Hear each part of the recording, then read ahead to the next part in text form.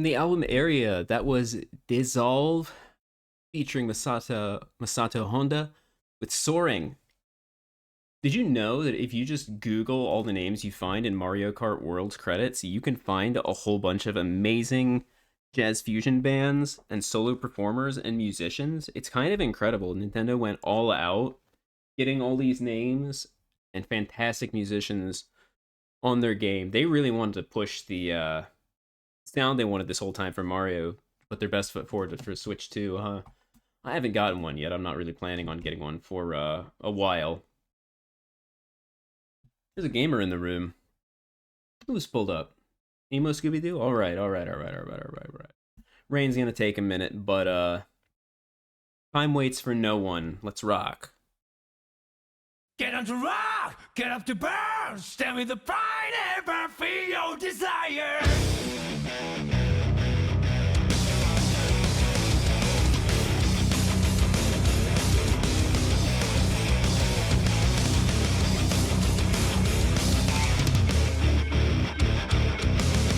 One day I noticed that my life. Hey everybody, we got a nice little WeebCup this evening. 8 entrants, a full bracket. You love to see it. Thanks for coming through, everybody. Thanks for taking the time out of your schedules to come through. You're gonna have to explain that one to me, Scooby-Doo. I have no memory for things I just say. Anytime I play in a match, it's kind of a blur. Memory is not one of my strong suits. So, patch notes coming up for Guilty Gear. Got that YRC bug fixed. Got the blue RC stuff adjusted. Looking forward to what's coming in the future, huh? What have you got on your wish lists, everybody? Oh, a truck of Switch 2s was stolen? This is news to me. You know, when I worked at, this is old talk, but back when I worked in the ethics department for this non-profit that administered tests to people, we had to... A bunch of tests got stolen off a truck, and we had to re-administer a whole bunch of tests to the people who took them. And they were not very pleased with that. It's kind of funny in hindsight, but I feel like as long as I'm not specific about anything, the details about what happened, no one will probably look for a... You know, I wasn't even going there, but... I mean, I think about... I look at all the times that Ko... What if you passed the first but not the second? That would be dire. There's, working in the ethics department for that whole kind of thing was really fun. We'd find, like, proctor notes, and, this guy was acting a little shifty, but nothing conclusive. Other times there's, like, those, erasers with the cardboard casing around them? Turns out some guy had unfolded that, written a bunch of formulas on the inside, and then glued the thing back together so he could open and close it for references whenever. And then there was some guy who just decided to pee in a cup on site. That's not cheating, but it's definitely suspect behavior. Anyway, like I said, I don't mention any names or any details. No one will probably come knocking on anything. Yeah, these are like professionals, so it's kind of funny to think about stuff. I think if Rain's gonna take a minute. Game is loading. Okay, Rain should be coming through in just a minute.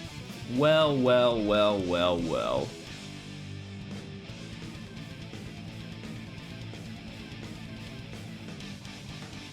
How about that? Right as I was wondering if things would pan out. Love EmoScoobyDoo coming in with Smell the Game as usual. Starting off aggressive, collecting those plus frames, going for the high-low, no Oki.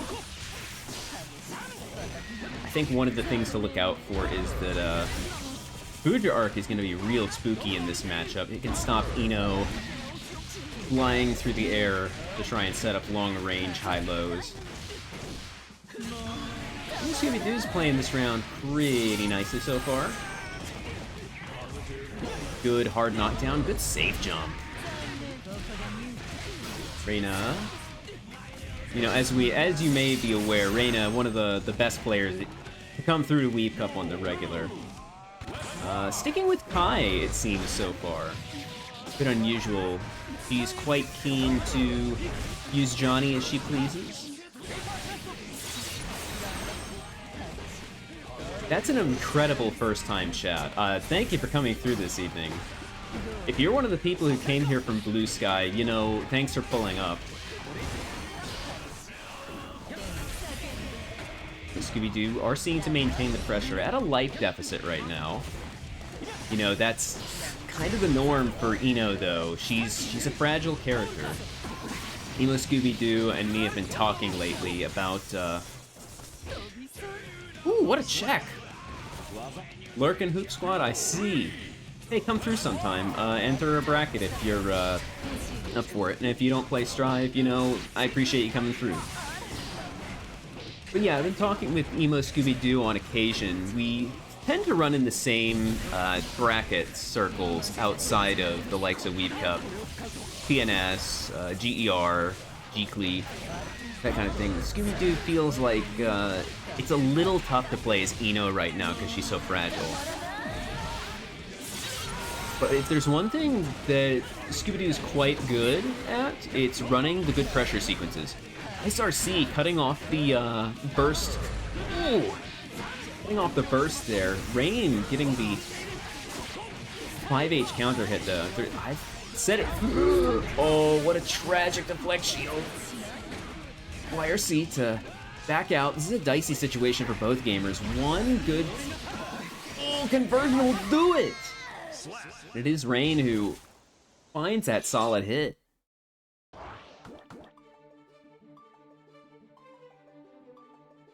Played till SF6 came out, but you can own and strive if you played right now. You know, nothing a little training can't do. If you listen to what a bunch of people are saying, you know, you can just pick up Sin or Gold Lewis and you'll go pretty far just slobbering on the controller. I say that, but I probably shouldn't say that quite so much in jest, because I want to keep it a kind of environment where people don't feel ashamed of the characters that they play. Hello, Convoy. Thanks for coming through. I appreciate you being able to voice the things that I don't want to say, I can't say in this community. You know, I'm not gonna joke about self-censorship here. Listen, all characters are valid, no matter what. Even if you play a character that I personally hate, you're totally valid for it. I just won't respect you. EmoScoobyDoo on the rope now. Back to the wall, running low on health. Ooh.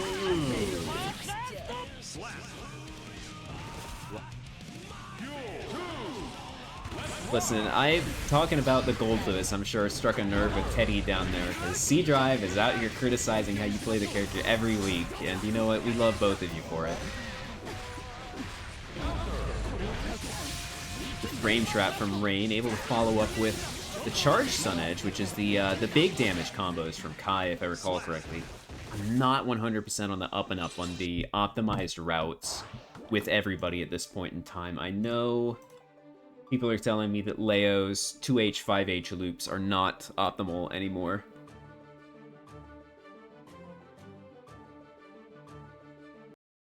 You know, that is the thing, like, if you just go into a match saying, oh, this character is busted, I'm gonna lose, and then you win, you know, it's a big boost to morale, so I can see where you're coming from there, Framward.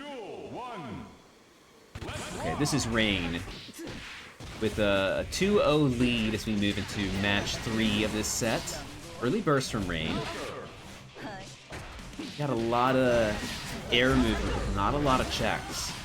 Wonder if a little afraid to throw out 6 Ps in neutral. Ooh! The BRC not quite, leading to a big reward because of the air block on that DP from EmoScoobyDoo. And just poking out with a 2K here and there. Big reversal from Scooby-Doo. Perhaps turning the tide of this match, manages to stop Reyna from spending 2 whole bars a meter. One thing of note, longtime watchers know, Reyna by the name Rain. I'm gonna try and do my best to say Reyna throughout this evening. But, you know, if you catch me slipping, I'm slipping, and it's an adjustment period. EmoScoobyDoo is moving pretty well right now. That trade earlier worked out in EmoScoobyDoo's favor. Okay, Reyna wants the Dragon Install. Does not want to be a victim of Dragon Install and to lose being a true combo. Look at that movement. I have never seen Kai just... I know Kai, people like to meme about this character pulling up on you, but man, look at the Dragon Install pulling up on you. Reyna finding the reversal. Ooh, oh, the delay! Catching the deflect shield with the Buddha arc.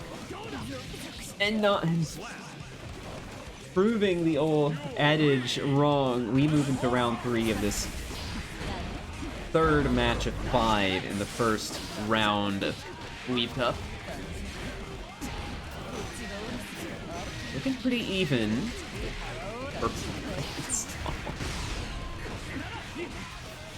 You see the deflect from Rain. I know I've talked about this mechanic before, deflect shield, especially on my own personal time. I'm a big critic of how it works.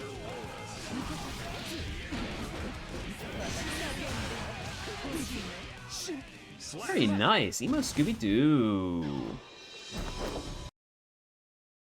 Managing to fight back. Put one on the board. Making room to turn things around yet. Let me see here, I should probably...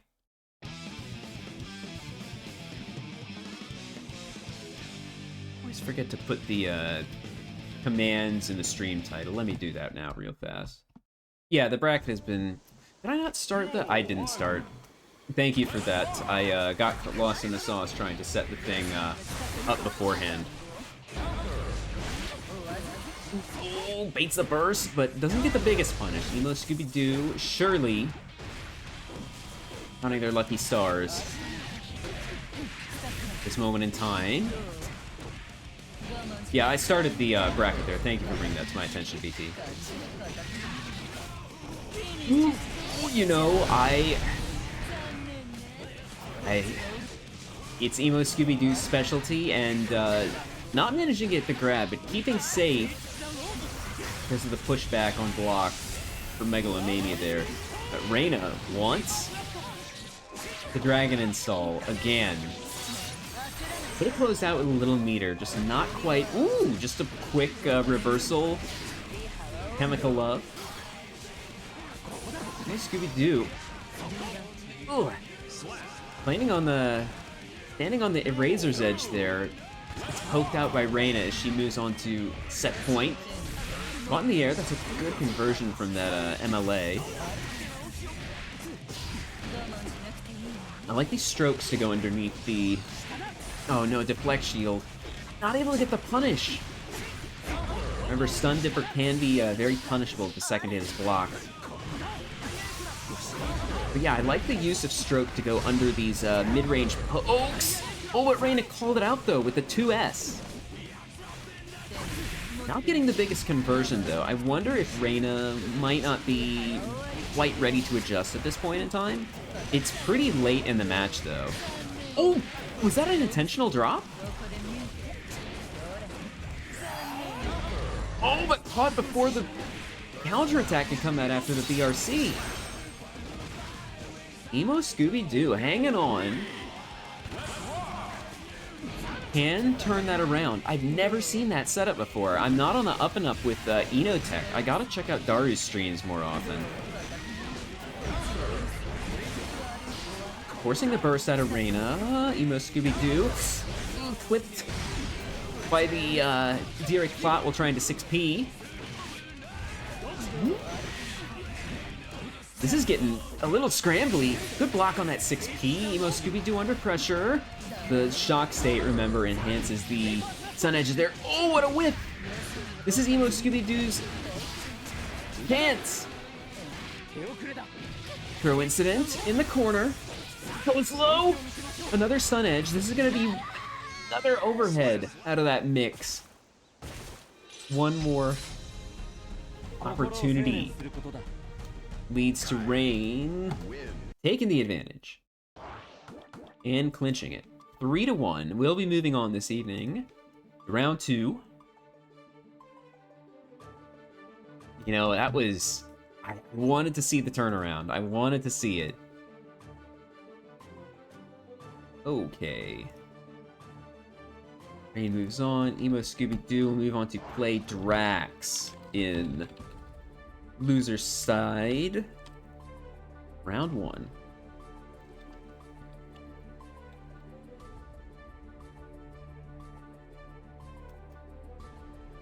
Next match is going to be Stinky Steve versus excuse me, not EmoScoobyDoo, Stinky versus Fatcatteddy.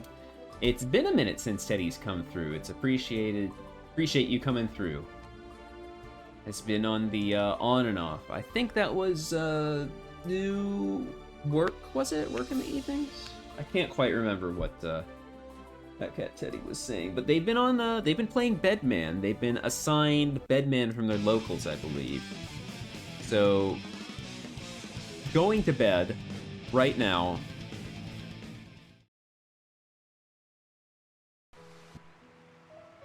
We'll have to see how this plays out. I personally find that hello? Hello? Everything good?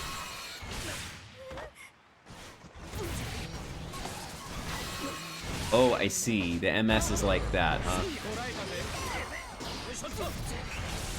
Are we playing the video game? Okay, I think we're playing the video game. Okay, Steve is at a little bit of a deficit right now because of the situation being as odd as it is. I find that this matchup kind of works like almost like the Bridget matchup, where on paper Anji has a disadvantage, but because of the sheer amount of damage that Anji can deal, he can turn things around in a jiffy, even if Bedman has such a huge amount of life to work with.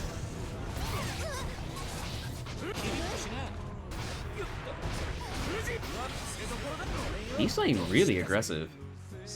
And, you know, I like what I saw there. Steve playing really, really fast with Fujin and then trying to slow things down with the spin. Huge counter hit close slash. This is going to do a grip. No, Steve opts to reset. And build the meter. I really like the Kara cancel Fujin there. Get a little extra of tension to work with. Look at the damage.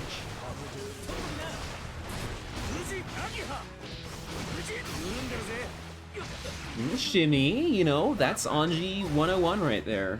Textbook case of what this character can bring to the table. Or the bed in this case, if we're talking about furniture. Woo! Seeing some good dash blocking. Good 5P check. 5P is such an underrated button from this character. People like to talk about Anji's 2P, but his 5P is gigantic, and it will clip you if you're trying to do stuff in the air. It's good against Unica, it's good against Bedman, it's good against Mei. Those are the big spin. And I want to say that's probably some Anji tech there, some new tech Stinky Steve shared with me yesterday evening that I'm aware of, that Jiro brought to Anji players' attention. Just go for the 2H to close the distance. It's a bit slow for a neutral skip, but if it works, it works. Teddy. 1 on the board.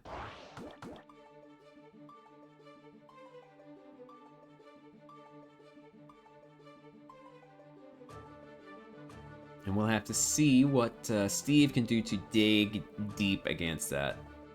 It's going to be interesting to kind of look at how the neutral gets played. Anji likes to use Karanagiha to neutral skip, but in this matchup where Bedman wants to stay in the air so much, it's going to be a little less effective. And if there's one thing I know about Anji, it's that his air normals are kind of mediocre. They get the job done, but he doesn't have a really good way to cope with them. His only disjointed air move is his JD, which stops his momentum.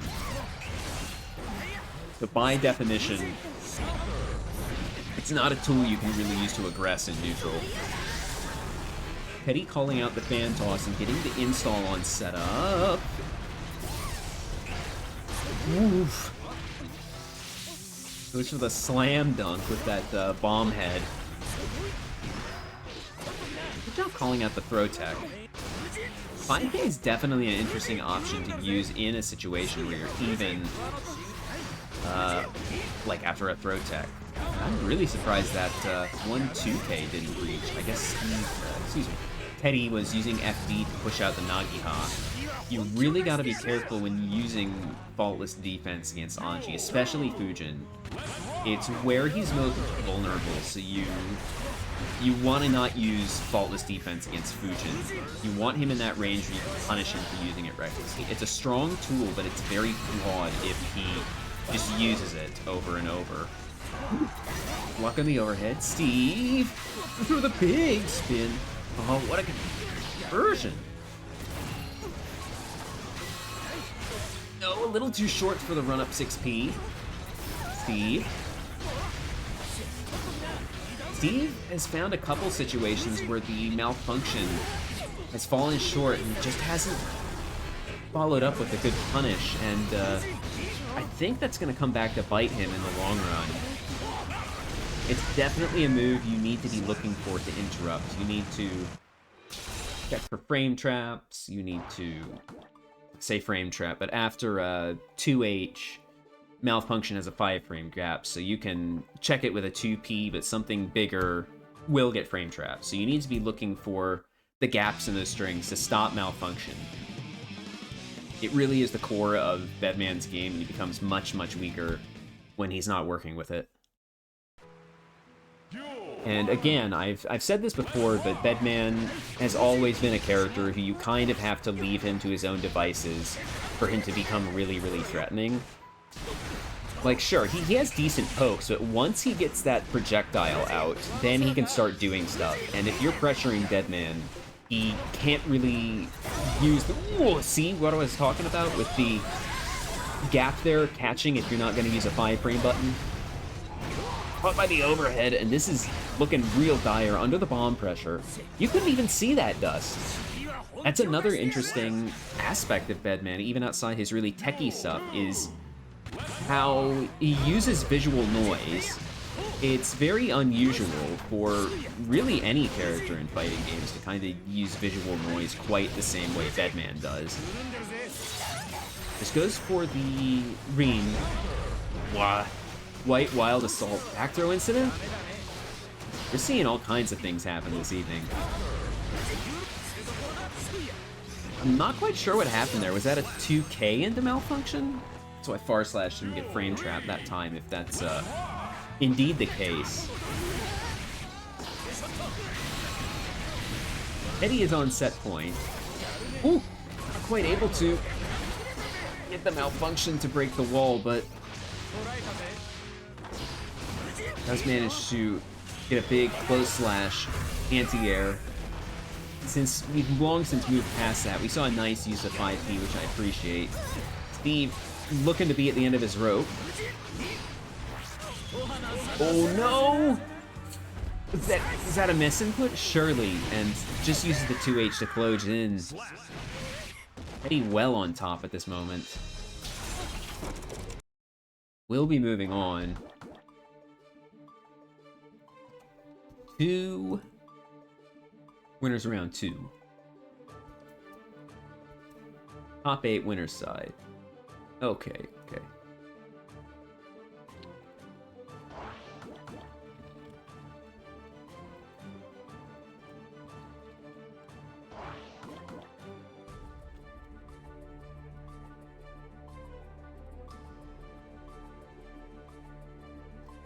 Alrighty, first things first, we're going to get Rain and C Drive.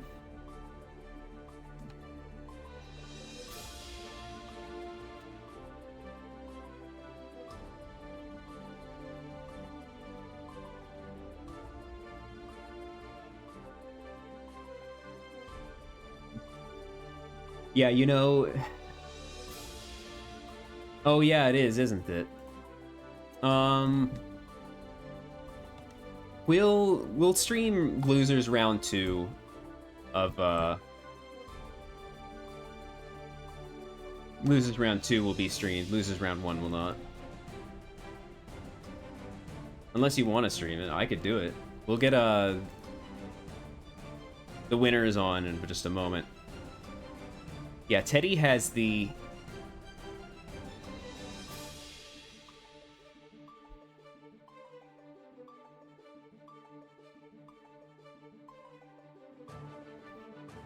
experience to work with.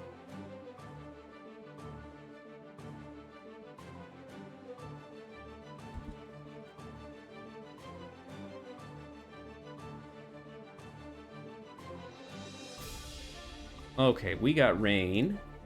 Then we got C Drive coming on through.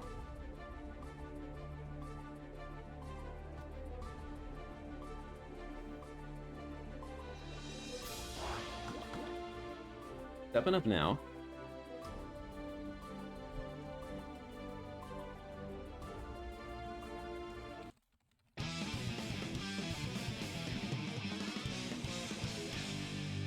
I versus Gold Lewis.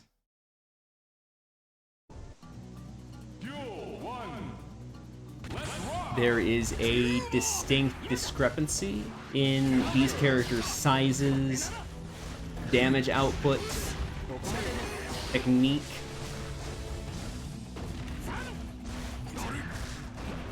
Moving pretty slow right now. Rain's starting to bleed. Gold Lewis loves to just rack up little bits of damage here and there with the chip, and then chunk you with a Behemoth Typhoon.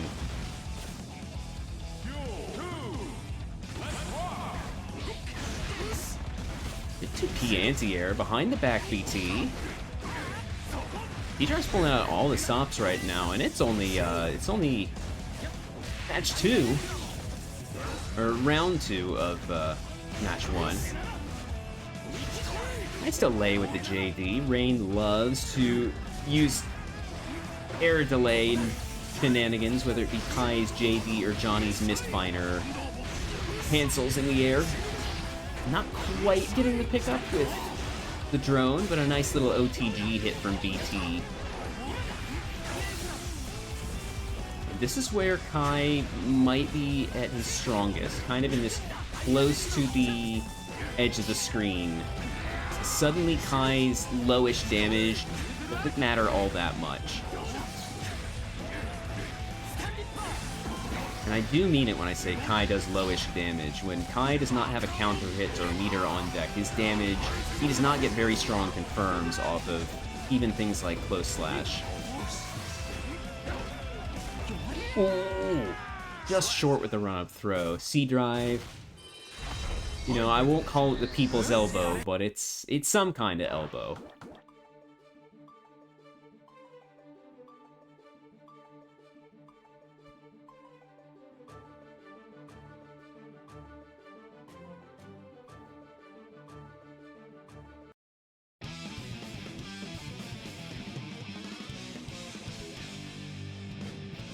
I don't know, that definitely looks like an elbow to me.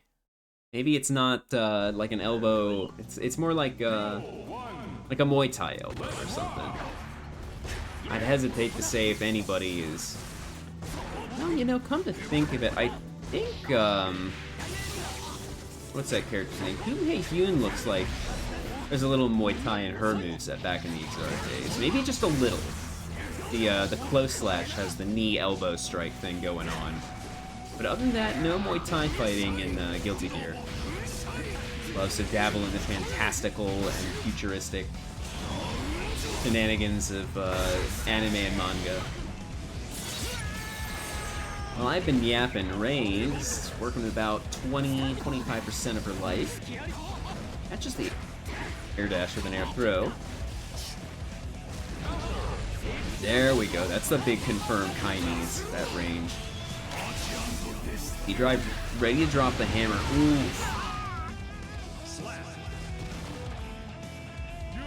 Just a little JD is a hey, back off kind of button, you know?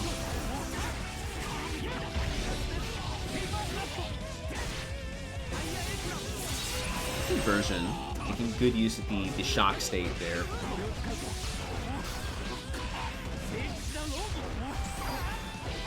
Maybe if you use that shock state for Wrong Oki into the conversion with the H. Vapor Thrust. Rain. Woo! You know, C-Drive could go for a laser at any moment, but is opting instead to just take advantage of that drone. Keeping things close combat. C-Drive, I could see a little bit of crouching going on, was maybe thinking about the laser. But not at that range. Ooh. 6P, you know, Gold Lewis is a bit wonky, so it's a rare situation where it does function quite well. Oh, I really like that. Rain, no fear of the drone, just running in for a poke before it becomes active enough to hit. Look at that range Reyna is establishing. Standing right behind the buzzer up top.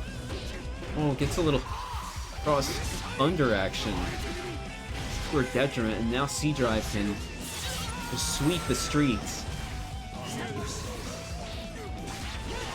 Little 5P conversion. Reyna scouting for YRC and finds it. It's always so fun to see the tension of the match kind of wind down as both gamers are a bit anxious. One wants to commit too hard.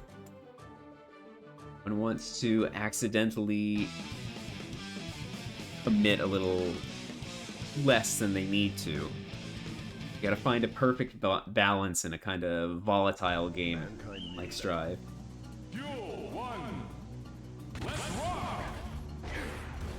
A little bit of... Getting a great conversion. Not conversion, a great amount of carry into spacing in the corner there. Rain off that 6H. Not quite in time to beat the Thunderbird to the punch. Now, dear God. Working out for Rain quite well, getting a good spacing and shock state on the board for her. Let's use a stun dipper to close in. Not able to get that full conversion off it, but has the corner again. C-Drive has 100 meter. This could be, oh my gosh, she might just be dead. You know, Reyna was dead, maybe not quite the way you expected her to be, though. Ooh. First BT cancel we've seen from C-Drive. Using it for a little bit of frame trap action.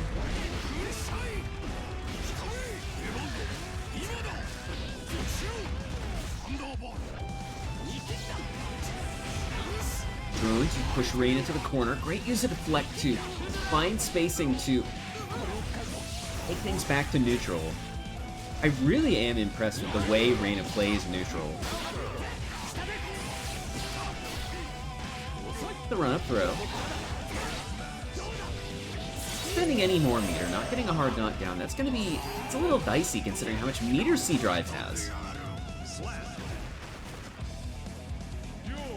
Let's close things out though. That meter not amounting to anything. C-Drive. And again, taking the corner, but maybe a little too meaty. C-Drive catches with the wake up 2P. Reyna working about 50% of her bar. C-Drive also driving down to about 50%. Has the laser on deck. Reyna running in. Getting pinballed at this point in time between a coffin and a laser. The long forearm of the Department of Defense. That's what we'll call that JD working for C-Drive now. 2-1. C-Drive's favor.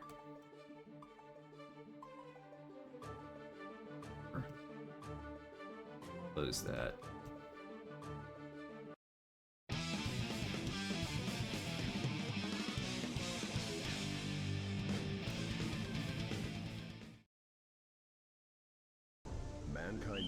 me focus back on what's happening right now. Reyna sticking with High Kisk. The JH is an air-to-air. It looks like, I believe it shrinks the hurt box a little bit. T-Drive scouting for burst and doesn't find it, but does get a scoop.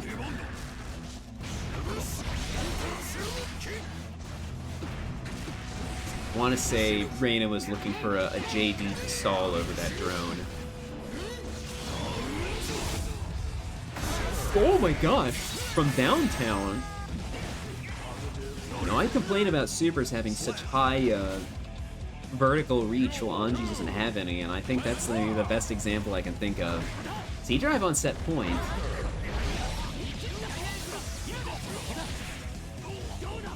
Not quite in range. C-Drive, not just hitting though.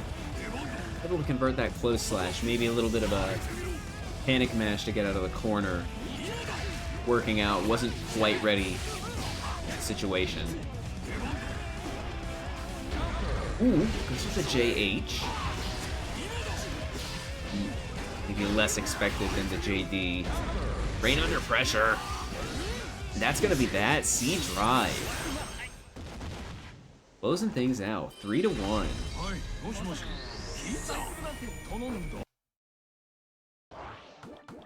Moving on to winners finals at this time. C-Drive. Fatcatteddy and Hobo Ninja wait in the wings.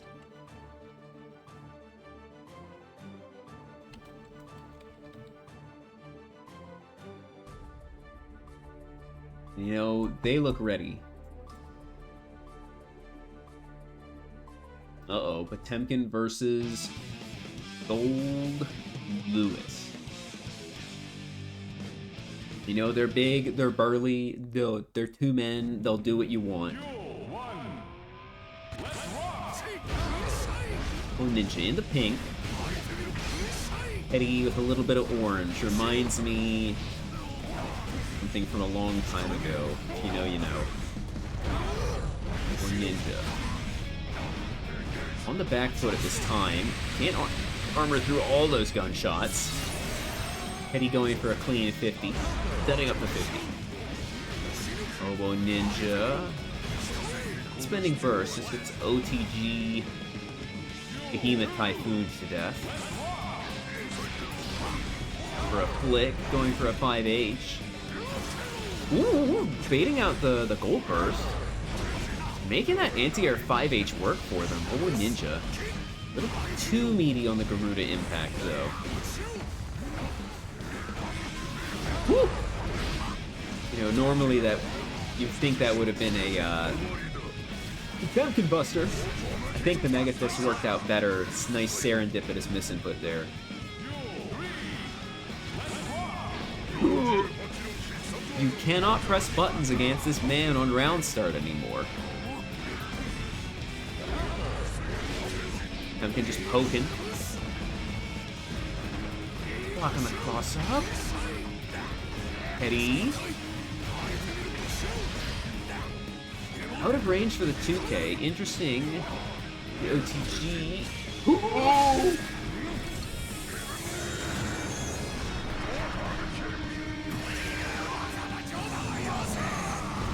Bruh. I forgot about that command.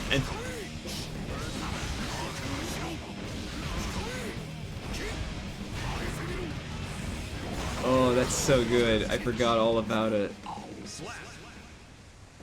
Too busy yucking it up over that. Pay attention to Hobo Ninja taking it up one. Oh no, everybody.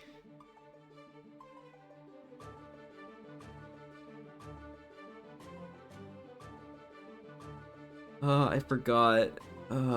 It's so good to look at. I said it the week I put it up. There are layers to what's going on there, and it's terrific. Ooh, character swap to Johnny. Oh, but Ninja has the character for the theme power up though. Ooh.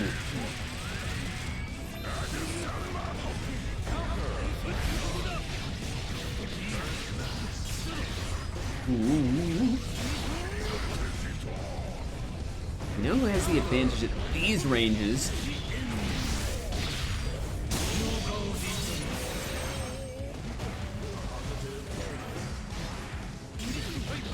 They're just poking at that range with Potemkin. Doesn't have the advantage. Could use a hammer fall there.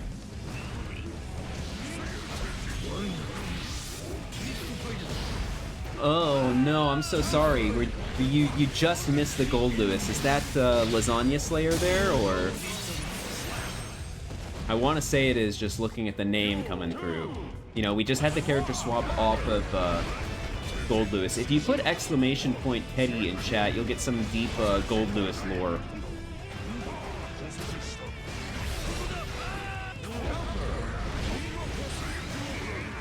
Whoa, Ninja. With the wall break. I like that empty Heat Knuckle.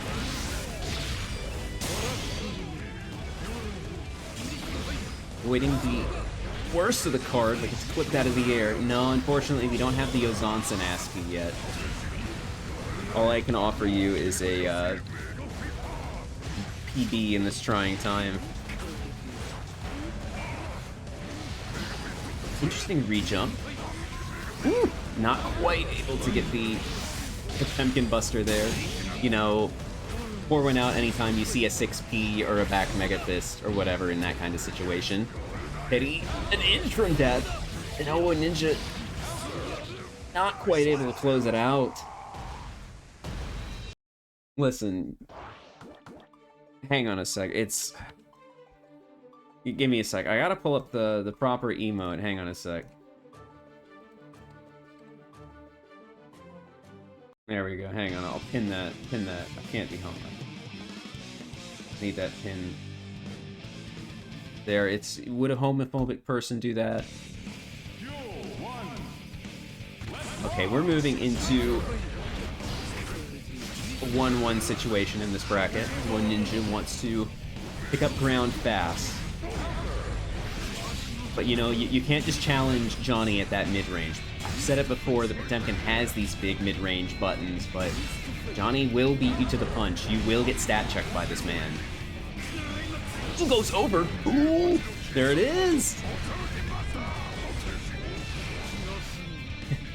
Homo Ninja just needs one more touch to close it out after that.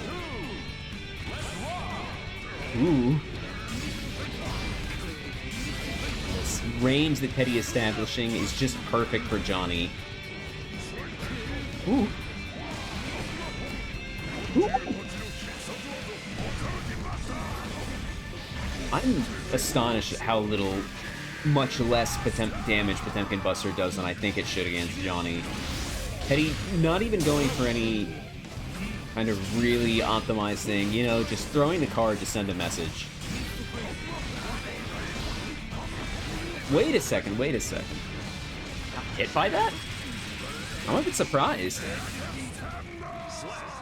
You know, it's a bit funny that we had Lasagna Slayer come through and say what's good. I played against them last week, if I recall correctly, so it's good to see a familiar face, first-time familiar face come through. Hobo Ninja, 2-1 now. Eddie swapping back the Gold Lewis. Alright, ask and ye shall receive. I've said it before, I tried to get the ASCIIs, the ASCII art to be for people who play in the brackets a whole lot. You know, armor works where it works, and it's definitely an odd situation to see it work there. No fear from the quite wild assault. Just grab under pressure from the ooh. I think no, not quite. You can't armor through supers in this game. I'd forgotten. Unless you're ABBA. Eddie with so many plus frames to work with, just does the job with the far slash. Again, starting off to do the job with the far slash at round start. Oh, Ninja. Going in, PB. You know, just wants to send a message. Spend the meter, get the wall break. Petty. Ooh, I'm skipping a neutral. Hobo Ninja on set point now. Now, round start Potemkin Buster doesn't always work. Proper spacing, you can avoid it, but it will come for you if you're not prepared. Hobo Ninja under pressure. Not spending deflect, just waiting it out. Ooh. Speaking of not spending resources.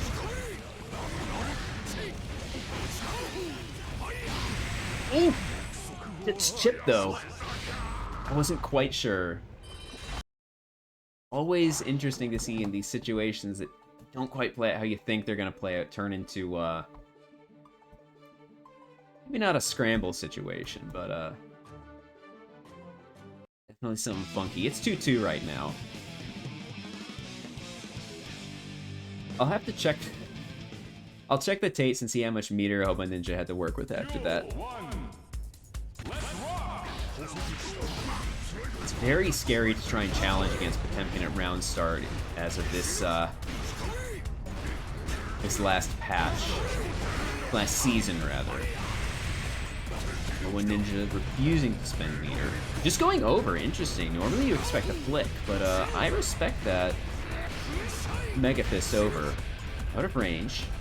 A little bit of dancing in the corner there from Hobo Ninja. Quite able to get the pickup. Hobo Ninja really starting to feel this pressure. Just jumps. Eddie has meter, and it's going to be spooky to play around that. Eddie loves a backdash. Loves a backdash, no matter how you slice it. Watch this person play Slayer. You will see Hand of Doom all day, every day. It's 2-2 situation with Petty the round advantage. Set point now. Second round 2 winner side match. Nice use of the slide head to beat the drone. The Ninja. And he was ready for that. Pumpkin Buster. Woo! Ooh, just 6 Ps. Through. Big active hit. Excuse me? That... It just animated a little weirdly. I guess that's close slash. Just looked a bit funky. Not sure if we had a little frame skip there or what, but definitely not what I'm used to seeing when I see a close slash from Potemkin. He's gonna turn around nice and easy with that armor. Yeah, I'm glad I'm not the only one who saw it. Steve saying that Potemkin just hitting the gritty. It's a double Luigi situation.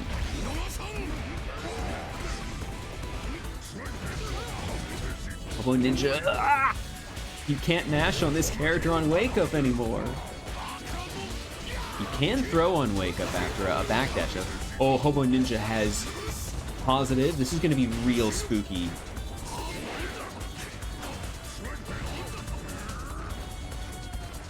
It's the laser. I was wondering when we'd see it. Hobo Ninja. You know, it's one thing to hit Potemkin with the laser, but you have to understand that it's going to bring him closer to you. And you know, maybe it's there's one thing I know about Hobo Ninja, it's that he loves to use health as a resource.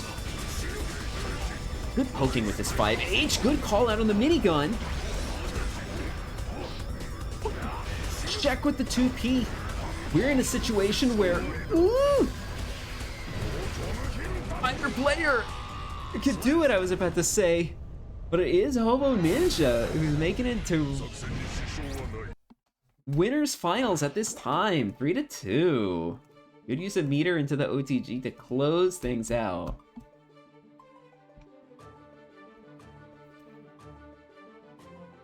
All right. That was an exciting, nice little way to close out winner's side at this time. Let's see. First Drax, then BT versus Stinky Steve. We're moving on to loser side at this time. Drax and BT.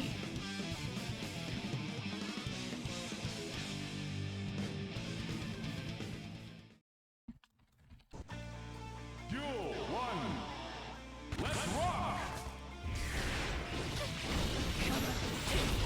Drax starting off stronger. It's definitely an interesting situation with this matchup. Both characters are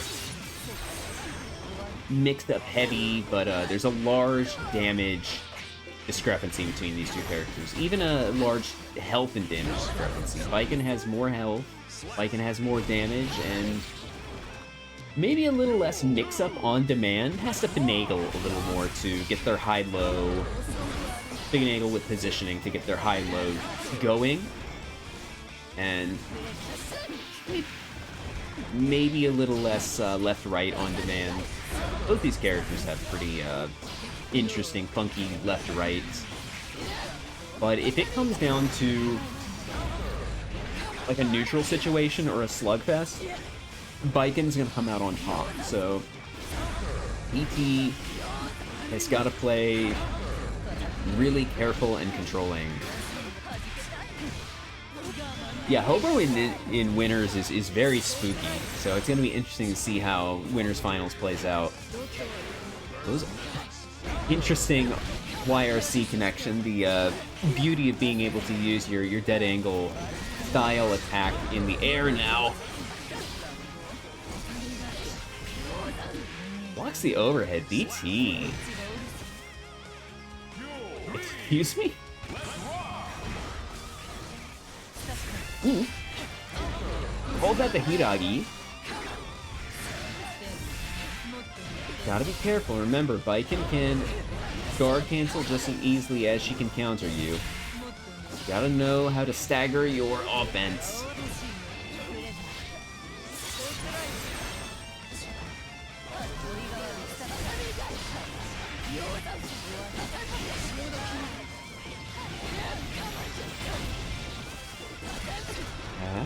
Holding the corner. CP can get plus frames pretty easily, and it's going to be a little difficult for Viken to check the MLA because her 5P is so low to the ground. Gotta use like a 6P. Excuse me? Did I get... Oh no, did I get things mixed up? Oh no, have I been a bigot this whole time? Oh no, I'm so sorry. I have gotten things mixed up. They play with the same colors sometimes. Excuse me, hang on a sec. I did get mixed up. I thought I got the brackets mixed up. Sorry about that. I just typed BT's name, that's what happened, you know? Hang on, y'all distracted me. Who even won the last match? I was fixing my error.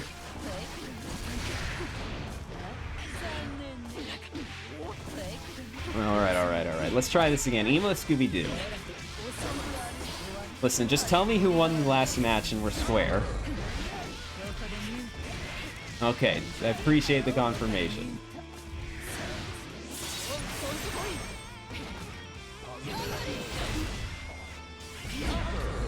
Listen, BT, I'm sorry you didn't win the last match, but, you know, it is what it is. I'm so used to EmoScoobyDoo having, you know, smell the game in the background that I didn't make the connection immediately.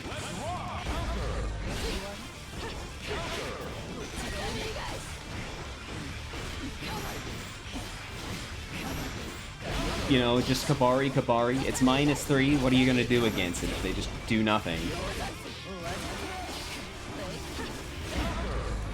Seen a little mix, EmoScoobyDoo adjusting nicely. Mix going, and that's not a bad situation to be in when you're a YRC when tethered. When you're, not when you're Eno.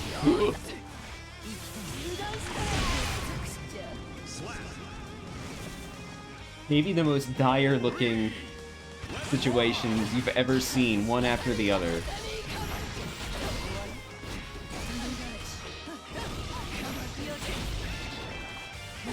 Now it's Drax.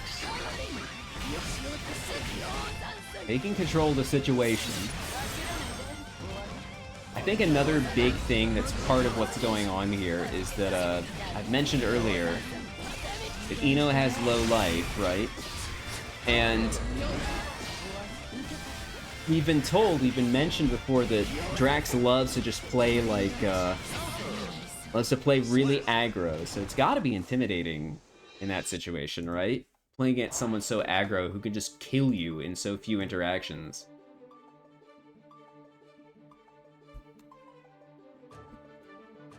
I missed earlier. Aaron, thanks for coming through. I saw you posting in the stream earlier, but, you know, there's a lot going on. I'm running a solo stream, so I gotta pay attention to a lot of different things at a time. Just starting round start Kabari, maniac move.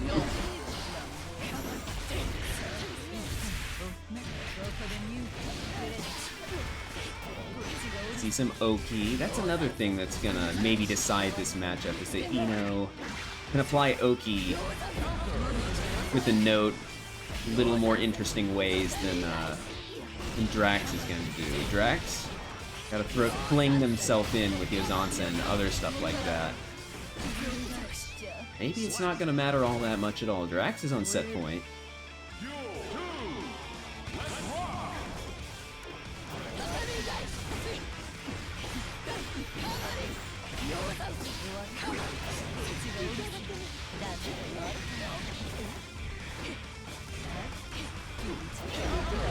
Just to catch the guard cancel there. I think one of the things to keep in mind with this guard cancel is if you try to buffer it too much, you'll get into the situation you don't want. Not unlike the flex shield, which EmoScoobyDoo is making work as revenge for the interactions we saw earlier in the bracket.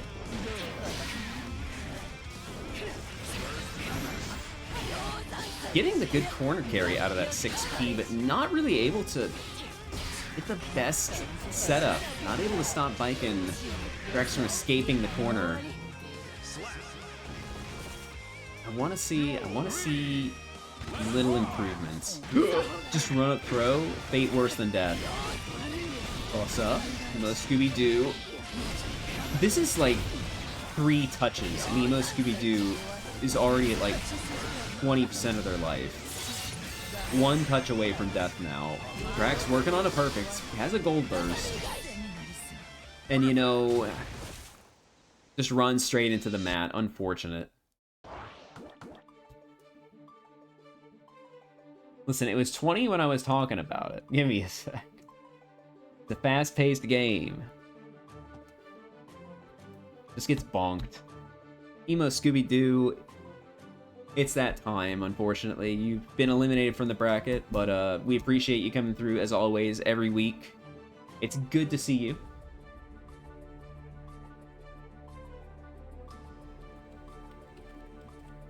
And we'll look forward to seeing you in the near future. We got BT and Stinky Steve coming through.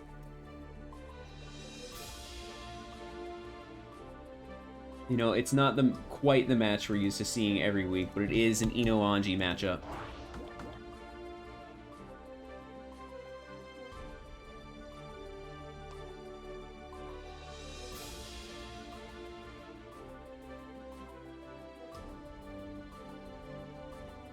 Steve. Pensive. Standing ready for stepping into the square circle. Alright, it's time. We've got EmoScoobyDoo versus Stinky Steve, the classic match, the one you're used to seeing every week in WeebCup. EmoScoobyDoo, very much the underdog. Steve always tends to get the better of these things. Wait a minute, how did this mistake happen? Excuse me. There we go. Okay, BT clearing the air and clearing away Steve's health right now. Listen, I saw the opportunity to do something funny and I took it. That's my story, and I'm sticking with it.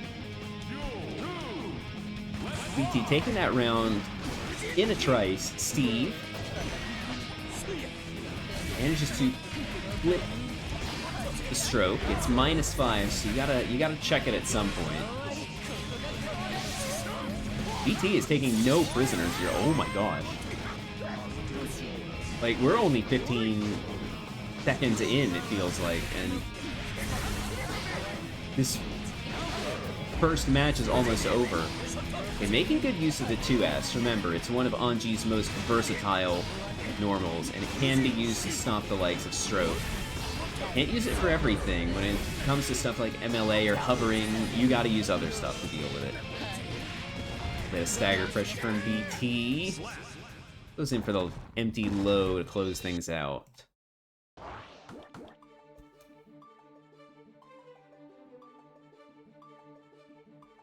BT with the early one.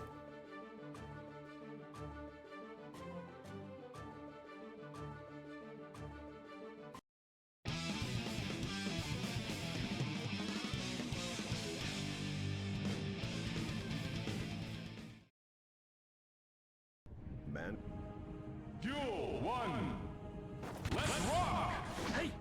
Figure I'll try not to retread the old ground too much when it comes to how this matchup tends to operate based off the character aspect. I do tell you, BT handles themselves very, very well when it comes to this matchup. Steve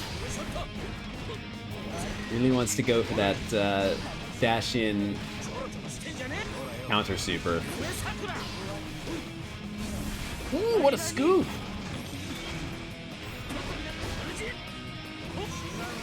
Staggering the Fujin there, and maybe getting a little too ambitious with that Ko.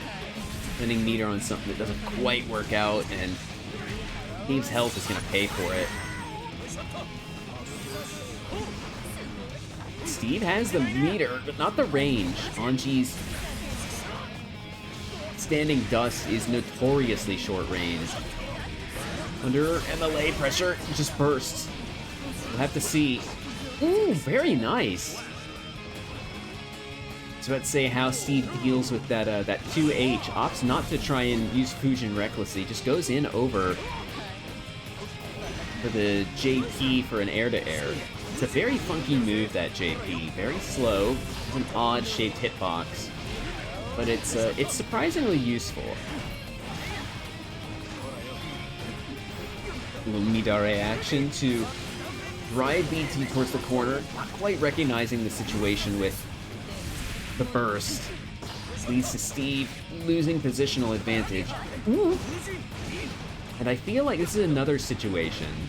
I talked about it against Bedman, where you need to be careful using Karanagiha. Because Ino wants to be in the air, a decent amount will end up in the air with the likes of Hutter Dash and Chemical Love, so Nagiha can go under the target. Steve's getting a little lost in the sauce. Wild Assault desperately trying to get in to no avail as BT just pokes. At 2S, Steve was ready for it. Doesn't get the wall break conversion, but does have the corner pressure. And it's all Steve this round. Positive bonus will make up any kind of meter discrepancy at this time.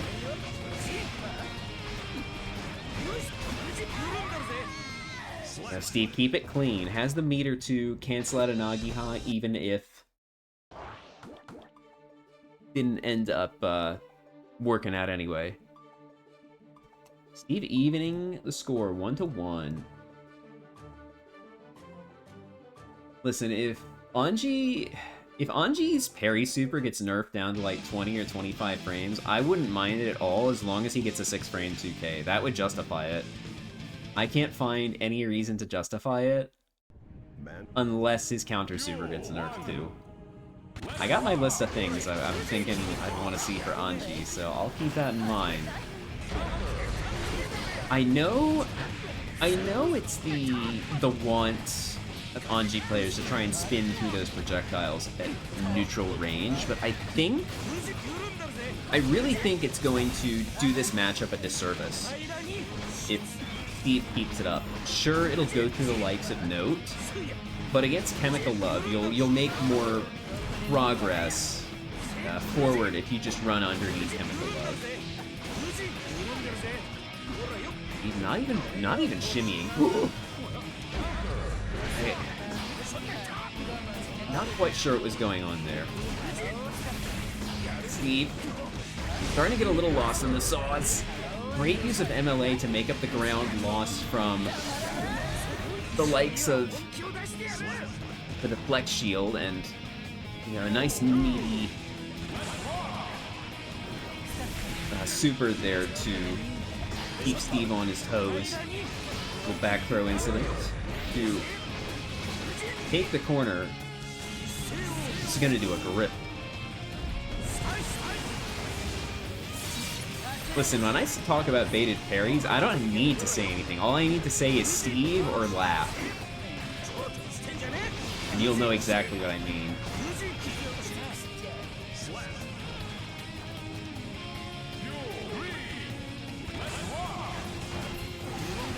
As for the fish, it can be high profile in some cases. Ooh. Very nice use of the deflect shield to push Eno out. She can use MLA to... Steve. He can use MLA to make up that distance, but, it worked out for Steve. It's going in. BP bursting. There's a good use of Midare. Steve. Oh, it's my business card. I've never seen any other Anji use that until now. But Steve went for it. The OTG Fujin into fan toss for the plus 13. This tournament and this bracket is not about me. If I see it, I'm gonna point like that reaction image of Leonardo DiCaprio.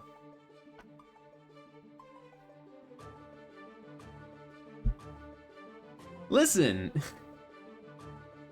if you get too lost in the sauce, you gotta call it out. Steve 2-1 now. Mankind. Potentially going to take this set, Steve. There we go. We're starting to see the fruits of the labor taken if you just try to run under Chemical Love versus spinning too much in neutral.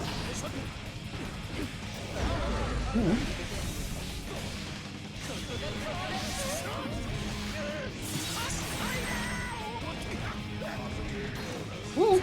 Steve, not quite getting the counter to work out. Man, what is happening in chat right now? I can't even tell because Steve's getting mollywopped over here. I can't pay attention.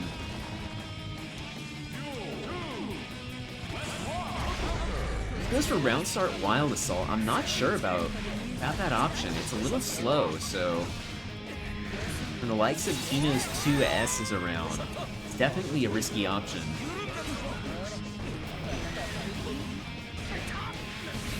BT. I didn't even see when BT got a positive there, it feels like. It seemed to last longer than I thought it would. BT. Just cleaning up. No prisoners taken with that perfect. 2-2. Who's pinging me? Hang on a sec. Someone's pinging me. What the heck? I gotta mute that. Give me a minute.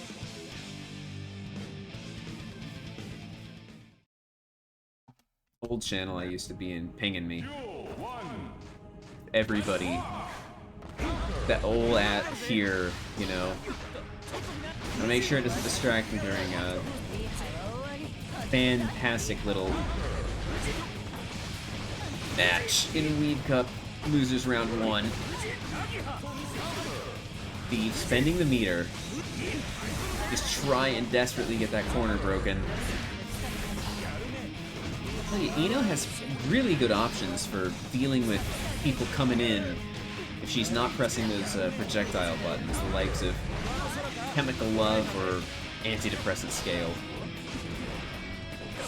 Has the 2H for interrupting ground approaches, has the 6P to function as a terrific anti-air. Steve's on set point right. Oh my god! Quite able to get the big, flashy punish there. Sometimes it's easier just to go for a Fusion confirm. Way less damage, but it's a more stable route for sure. Steve is paying for it now. BT has positive. And has an overhead. Oh, gets a mix with that RC there, and will... Pretty sure will kill? Yeah, definitely.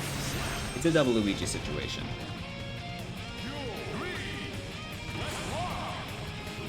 Steve. Ooh. Oh no! Bar Slash's lack of active frames harming Steve here. You use it to me, it'll whip completely, and it's all BT right now. That one whip Bar Slash spells doom for Stinky Steve. And WeebCup 203, BT. For 2 seed in this bracket, moving on.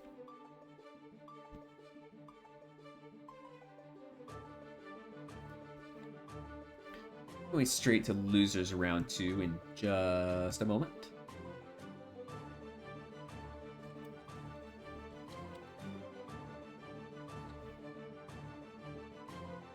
Appreciate you coming through as usual, Steve. It's been a privilege and a pleasure to have you come through in game this evening. But you will be heading home. You're welcome to spectate, hang around. Okay, we got some gamers ready to go. They obviously listening to me talking. I didn't even get the numbers run, anything updated.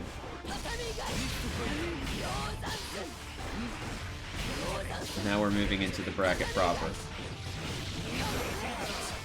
And if there's one thing I gotta tell y'all, it's that someone, I'm not gonna name names, but someone in the chat was saying these two people, not characters, deserve each other because of how they play, being so similar to each other.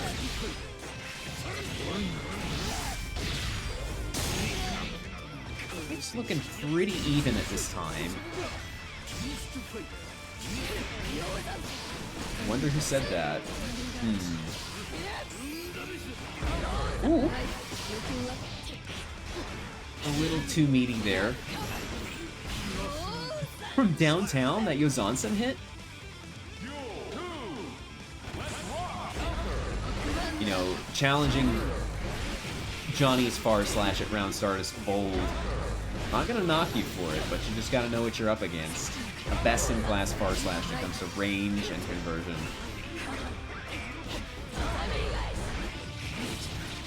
Listen, I'm not gonna knock Rocco in the corner. It's bold, but you know, you use it in the right circumstances when you're trying to pressure your opponent to jump. You know, it can work out. Drax gets the first W this evening.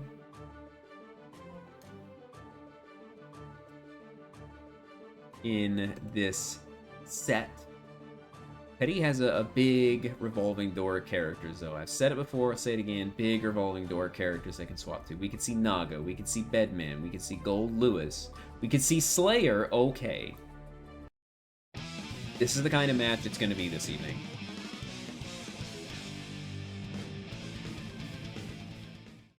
Slayer. You know, it's going to have to be the Slayer. You might have accidentally taught Drax the Johnny matchup, you know. Oh my gosh, I forgot how high its late hits.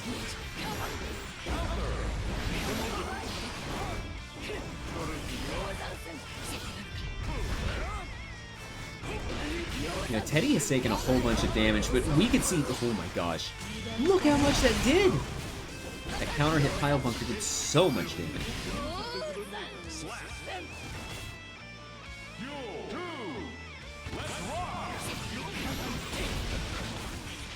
use 2H to beat the 5K. Oh my gosh, Drax is playing so aggro. Aggro out of their mind right now.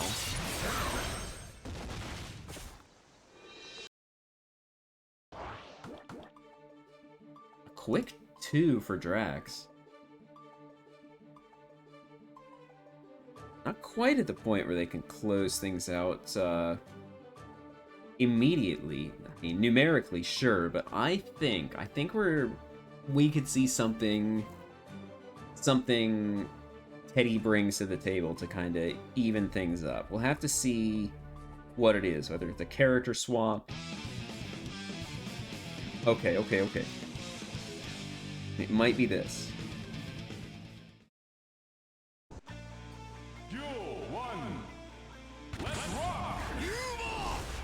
Drax playing a little less aggro, slowing it down a bit, keeping their distance.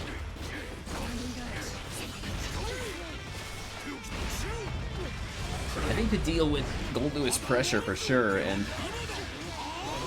you know, it's always spooky to get hit with the charge dust, no matter what kind of combo falls. Drax took you play like Big Will as encouragement? That's a diabolical thing to say. Are you kidding me? Another charge dust? Reyna, do you have the Big Will copy pasta on you? I know it was in some channel that I was in. Oh my gosh. Yeah, so you know how I was talking a second ago about how I feel like Teddy can still just pull something out of his pocket and turn things around? Yeah, I think that's what we just saw happening. No, so there's this video Hotashi did where Big Will talks about bike and downplay, and then Hotashi does like a villain monologue at Big Will in chat and demolishes him, and somebody has it as a command in their channel, and I gotta find it now. I'll link the video in the tournament. Teddy, you have got to stop charging your dust. Listen, when this bracket ends, I'll link the Big Will copy pasta in Hotashi form to you. Oh my gosh, Teddy! This whole time I've been yapping, Teddy has been cleaning up. You my dust, please. You're cracking me up this evening, chat. Teddy is going absolutely mad with dust power right now. It's insane, and I can't believe he's doing it. Oh no. Interesting laser interactions, you know, if it hits late in the laser, it doesn't always interact quite how you want it to. Not quite getting the full conversion off that, but Drax maintaining the corner. Ooh. Not using the wake up super, I respect it. Gold burst? Oh my gosh. Oh no. Oh my, what are you people doing this evening? It's going absolutely crazy right now.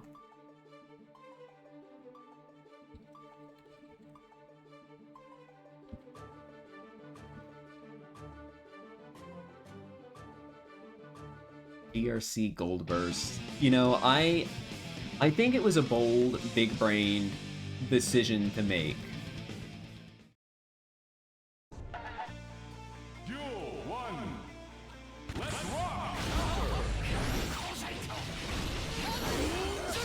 Drax drawing first blood, contending with Drone quite nicely. What angle did that hit at? That came down from like North Dakota or something. I don't know. I have no idea where that Yozansun was aimed at and coming from.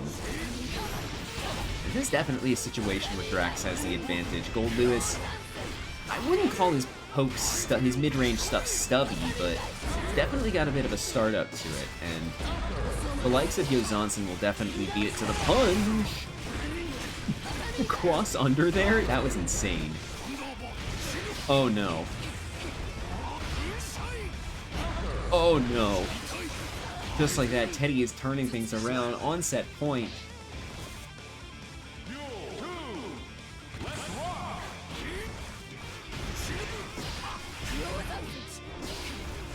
Whew. Air-to-air BT action, little air-to-air JS action. Teddy is... You've got to stop hitting dust, my man. I mean, it's not... You know what? Actually, maybe hitting dust is going to work out for you. Keep hitting dust. With a whimper.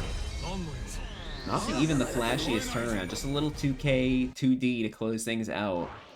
Teddy is moving on. Drex, appreciate you coming through, but you will be going home at this time.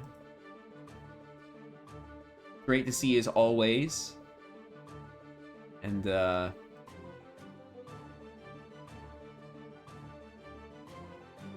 It's not get submitted? Weird.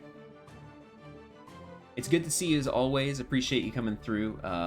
I'll try and get that a Yozansen ASCII typed up for you at some point, though. Reyna versus BT.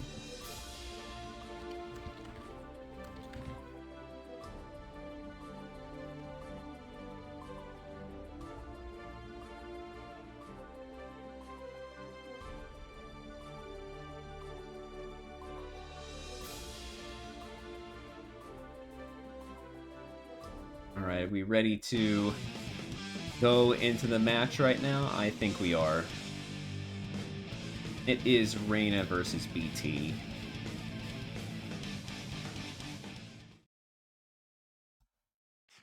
Mankind knew that they cannot change society. So instead of reflecting on themselves, they blamed the beasts. Heaven or hell?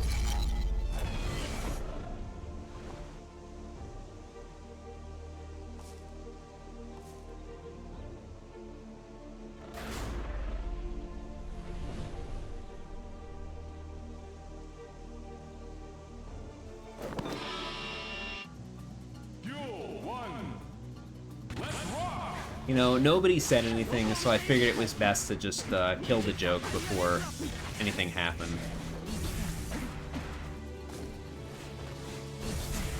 I know these two play each other quite a bit. Rain and BT both.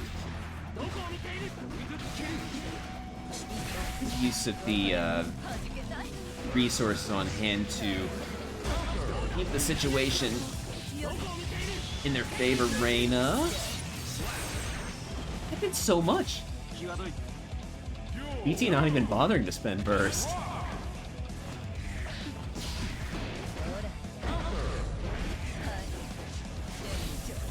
The 5K anti-air. Interesting.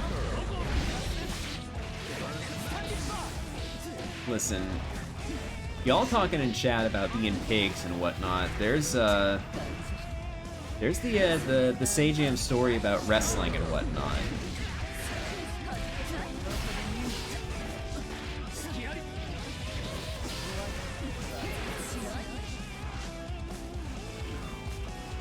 I think you could learn a lot from hearing it. Just a little jousting and normal. Nobody quite committing to landing blows until little trades going on. BT. What a scoop! BT has meter. Not quite able to get the pickup with the close slash. Can't believe BT didn't spend any burst at all that, didn't burst at all that set. In the end there. We didn't see anything happen towards the end of the first round. We didn't see any happen in the second round.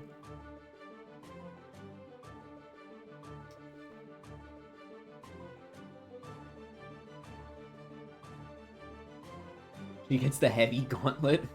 What does this mean?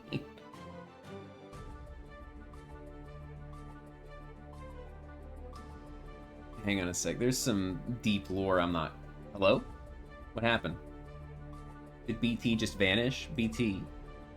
Gonna restart the game real quick. Okay. So, I'm gonna pull up that Hotashi video. Let's see here.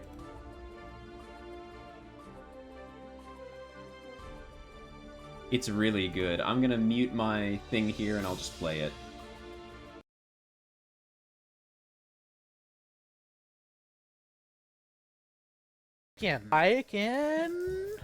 Stomps going up, baby. And I'll link Holy it here, shit. why don't I? This character's crazy. This character's What is super it, crazy. 16 Super minutes crazy, about super scary. I think this bitch is 20 top tier now. seconds. She does so much damage. Big Will123 in the chat says, yo, the upplay is crazy.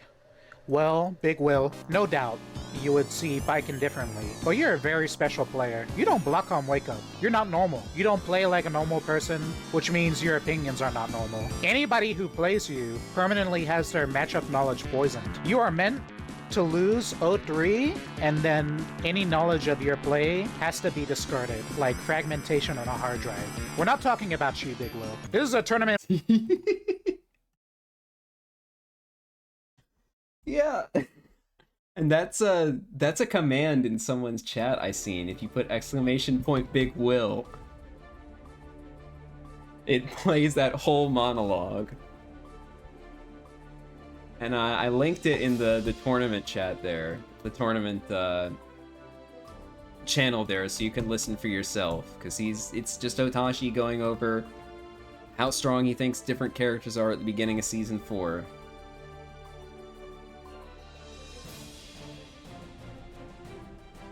Outside of that, you know, like I said, communicated that both players are restarting their game. It's a little shaky. Has anyone seen numbers on the new stages at all? Because I've seen mixed opinions on both stages. I've seen some people say the field stage has a lot of stuttering on it and the town is fine. I've seen other people say the town is unplayable and the field stage is a-okay. And I don't know what the truth is, and no one's run the numbers. So at some point I want to get like the proper info so I can clean up what stages we can have here. Because I know people have said in the past they want to play on more stages. They want more stages to be legal. Yeah, if you want to pick the town stage next, go ahead. A2H, not usually the round start that we see.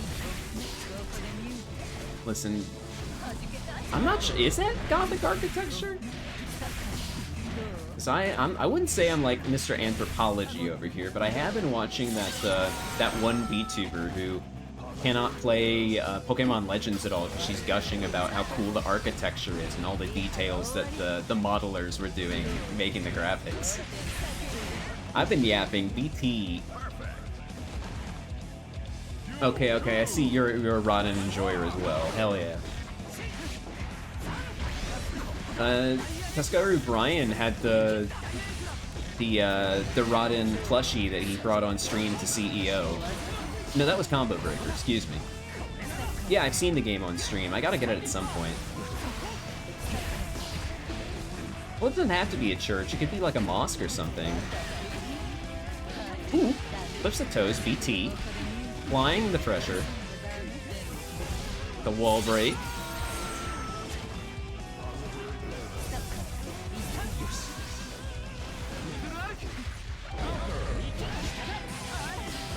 Listen, I'm not in the up and up here, so if you are actually Mr. Anthropology and you can get the styling of the columns and whatnot to prove me wrong, like, go ahead. I'd be happy to learn. I'd be eager to learn, even.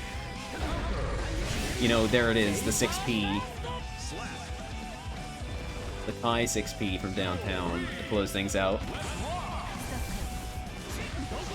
Not getting any kind of punish on the Soldier performance there.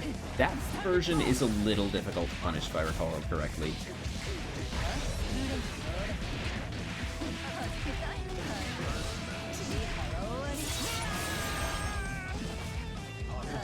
Oh, I'm very aware of, like, her weird stuff.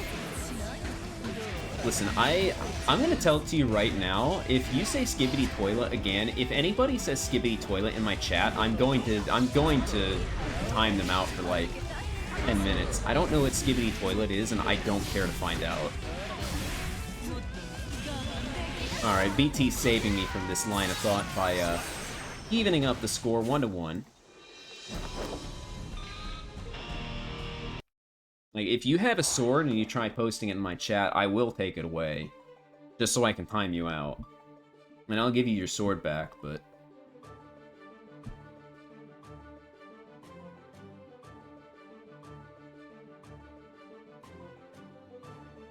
No, it's not going to happen. You better not.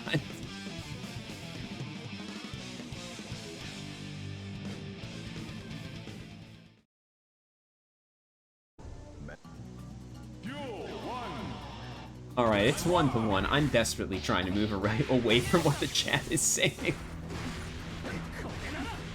Reyna, applying pressure.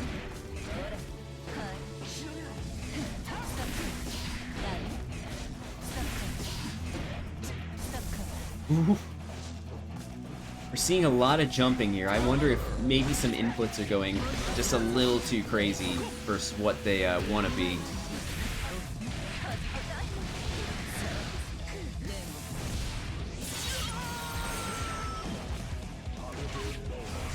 For the toes. Ooh.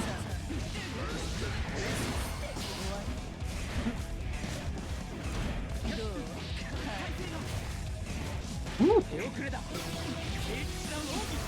Reyna flirting with death. It's a BRC backdash. Overhead. Doesn't quite close it. It had the meter to do so. Ooh. BRC for BRC, and Reyna with the meterless reversal does come out on top there. One of the advantages. BT going for the 6P to counter the air dash out. Ooh.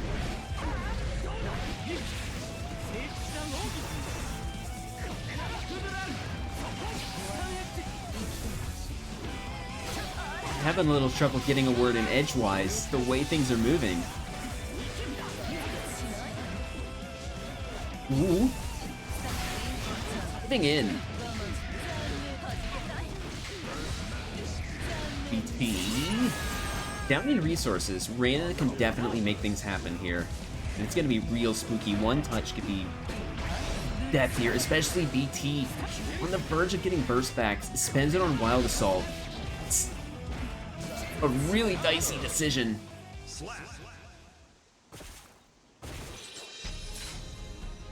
Reyna, 2-1 right now. Just a one touch into the Wild Assault.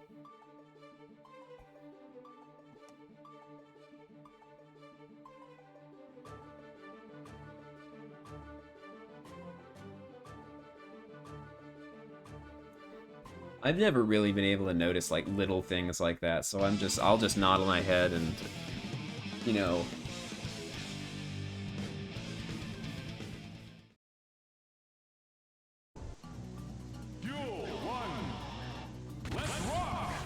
Ooh. The air trade. I never know which character will win in these kinds of situations. Every time I try it as Hanji, I just lose on the spot, so... My barometer is I will lose every time. Oof.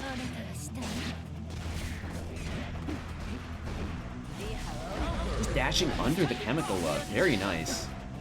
Reyna playing super aware of the movement and how it will affect this matchup. Ooh. Big frame trap with the Diarclat. Again, not spending the meter to close things out. That's very curious. I wonder if that's a conscious decision from Reyna, or whether it's Johnny muscle memory or something. A little bit of 5P action from BT.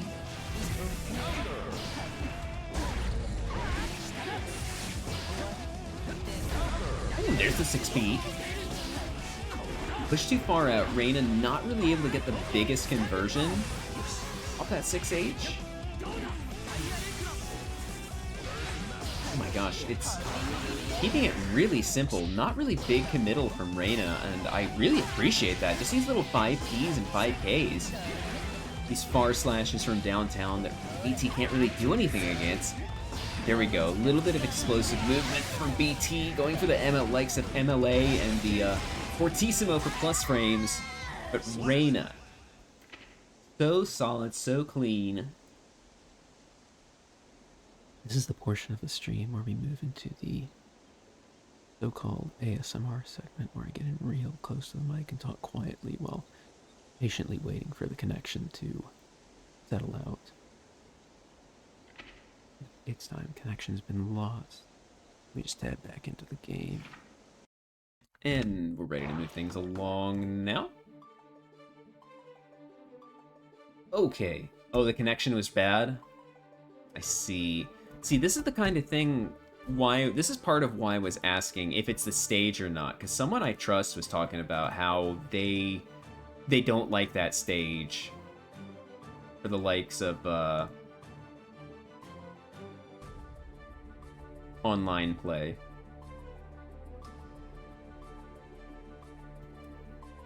We're gonna swap over to the other side of the bracket. We've been seeing nice controlled play from this loser side of the bracket this previous match, and now we're gonna see the exact opposite of that.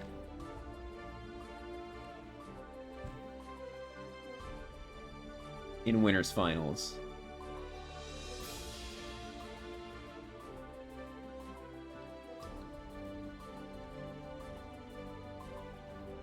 You figured out counterplay in the bracket there? Nice, nice. So, BT, thank you for coming through. It's a pleasure and a privilege, as always. Listen, I clarified. I said in that last match afterwards, I realized what was going on. We saw a nice variance of what was going on in the loser side of the bracket. We saw a nice controlled play to wash our palate out after some real mean mashing and rolling in the mud. But we're moving to winners finals, other side of the bracket. We'll see, as always, one of my favorite things ever. Two men, they're burly, they'll do what you want. I feel like I should have put them in that shitpost I made. I feel like I shouldn't bring anything I do on Blue Sky to anywhere. It's the kind of thing, if I tell it to my family, they'll have me euthanize. Hey, it's winners finals. We got a Gold Lewis versus a Potemkin, and this is not an uncommon matchup in WeebCup. C-Drive and Hobo Ninja have had their fare of fights in their time in WeebCup. Great use of 2S to anti-air there. Woo! Dude, Unica theme is so good. It's incredible.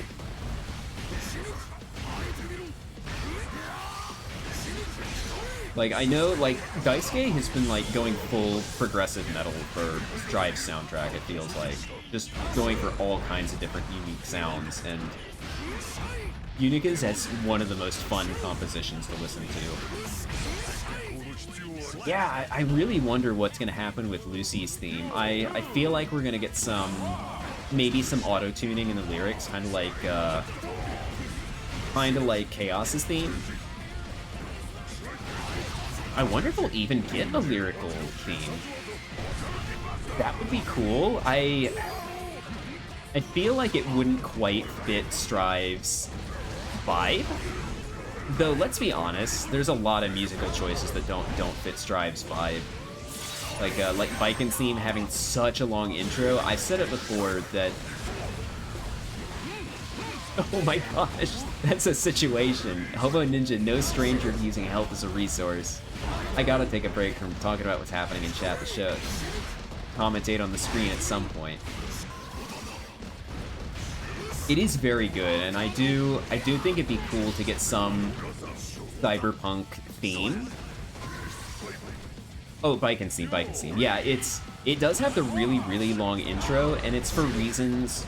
solely for the reason of Daisuke really needs you to know he listened to Metallica but went back when they were good. Oh yeah, it's always fun to see these two big burly men fighting.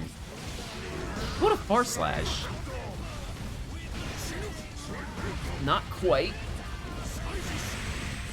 Ah, Hobo Ninja. Ooh.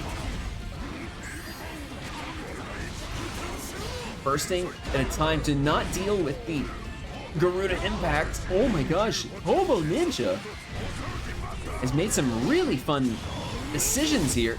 I think blocking? Yeah, blocking. Spins the RC just to get the grapple. Ooh.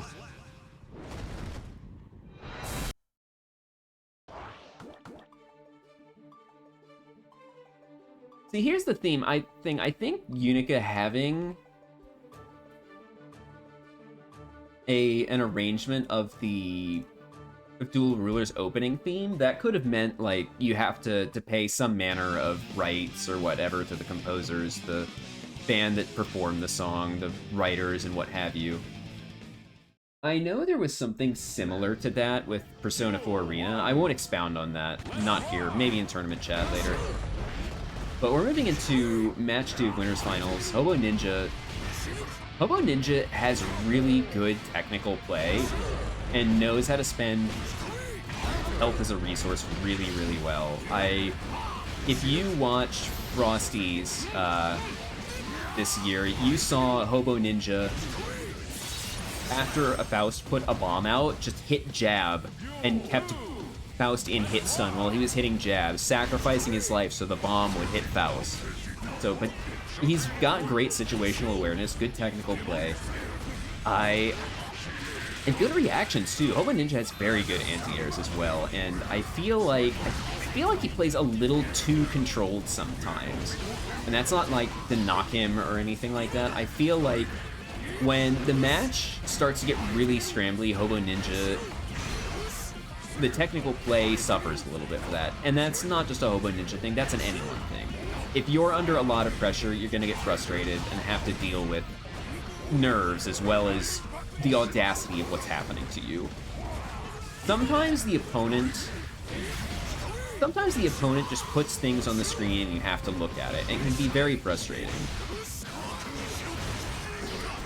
When Ninja bursting, clearly in it to win it. Oh my gosh, C-Drive is just pressing in. And Hobo Ninja is not allowing it to happen. Hobo Ninja, very nice. Keeps it cool.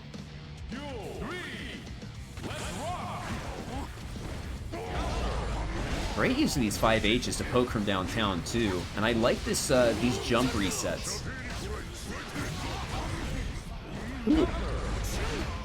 Really, you were a Potemkin player at one point, Steve. I didn't know that. If you pick up Potemkin as a sub, you know, I think you have a very versatile arsenal of things to put on the screen to make the opponent look at. Ooh. Nice whip punish with that 5H. Uh-oh, but here's the laser. What will... Oh, no! I respect the effort of trying to just armor through something and get in. Unfortunately, the laser to the back. Gotta be careful about how things play out. Your friend that played with Ram... Played Ram. Oh, that poisoned your opinion of Potemkin? I see. Understand completely. Like, 1.0 Pont was by no means a weak character, but I can understand how Ramlethal would make you really frustrated in that matchup.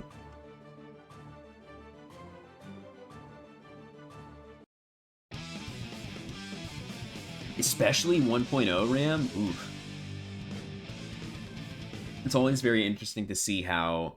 I know that Strive, like, as a work-in-progress kind of game, as a living game that gets updated over time, you can criticize it for things that it does, how it changes systems up.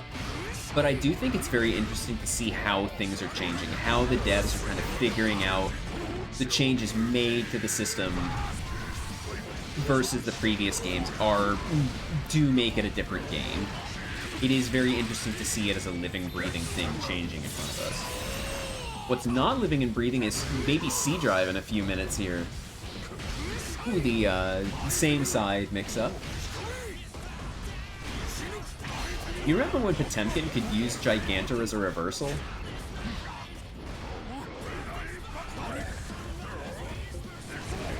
Oh my gosh, just getting in one way or another. The ICPM tech.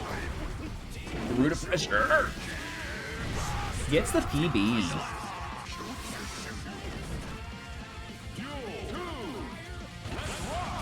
Ooh, just what a call out at round start. Absolutely wild.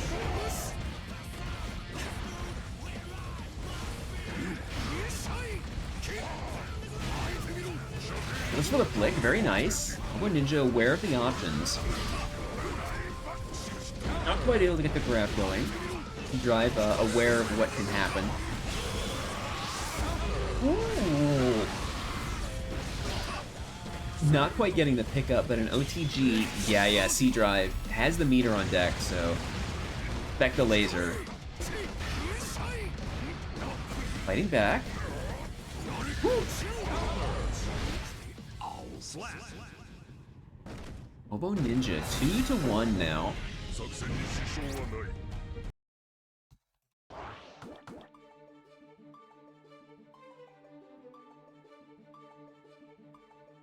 This. Maybe it was.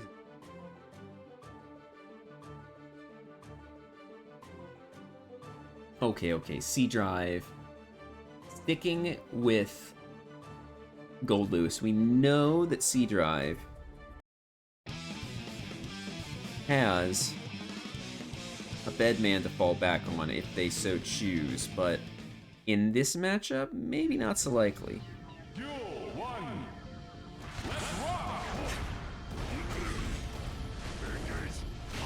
Again, Hobo Ninja finding the spacing to counterpoke these ETs of 5H really well, getting an early PB. And this is Hobo Ninja's match to lose, it feels like. Goes for the Gigantor. Hobo Ninja looking well on top here. Controlling this fight at the moment. Ooh. Remember, air throws are a little different in Stride than other Guilty Gears. Doesn't matter if you're lower or higher than the opponent. Goes over the wake with a JD, C-Drive. Not using laser because of the threat of the mirror. Facing the block stun for the mirror now. Garuda pressure. The flick. Hobo Ninja on set point. White in range to 5H. We've seen great use of the spacing so far. Just one misjudgment is not going to spell doom for Hobo Ninja. Drone coming through. C-Drive needs to get in. What a 5H to cancel out the drone. That was such a great call out. Hobo Ninja knew that C-Drive didn't want him to flick the drone to take it back. But Hobo Ninja was, didn't believe in it. I think this will do enough to kill, though. Hobo Ninja on a tear this evening, guaranteed his second place at worst.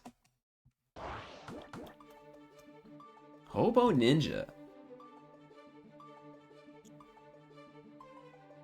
3-1. Moving on. C-Drive will go on to loser side finals. Fatcatteddy and Reyna be the ones to duke it out on loser side semis to have the privilege to go face to face.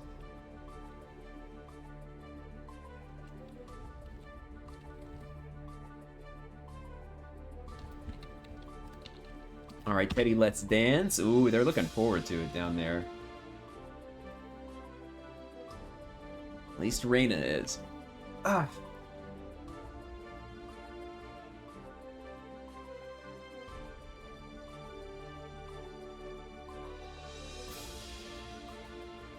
Teddy's buggered off, so they're coming back into the room, though.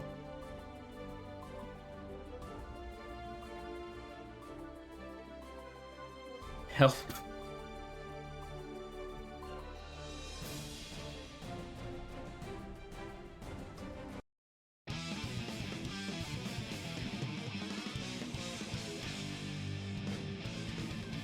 All right, it is time. Mankind. Duel 1. Kai versus Johnny, let's rock. It's gonna be a mid-range battle.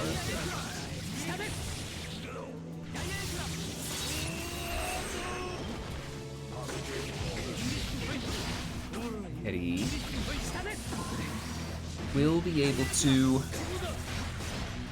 probably have more damage in the long run at most every range.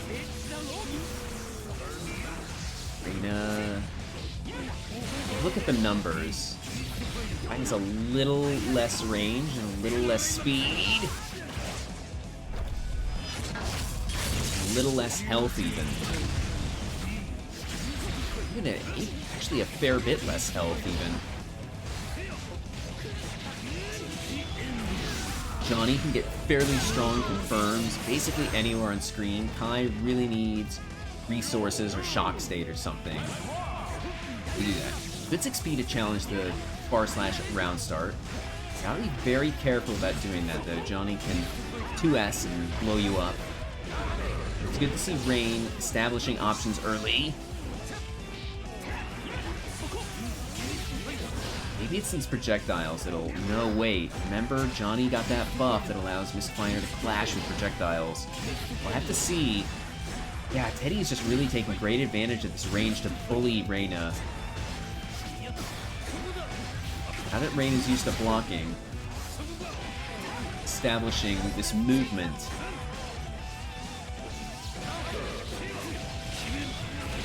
Look at these conversions that he's able to do with this character. Part on the screen.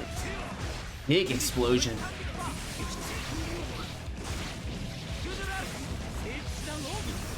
There's the pressure there. Shock state is happening, so we could see... Ooh, manages to call out the startup of Wild Assault. A good conversion into a flat there.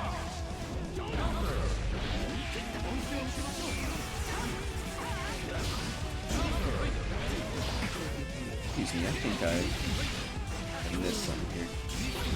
Gotta check my archive. Reyna finding a scoop. Managed to cancel that Oki there. Good use of meter from Teddy. Good use of meter from Reyna now. Cancel the recovery. Close in. That's where you want to be.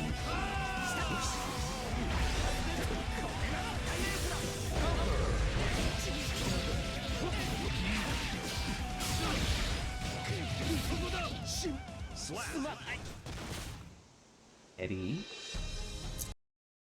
What's one on the board there?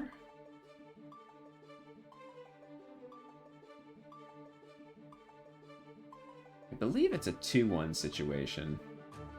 I may have missed a round. A match, rather.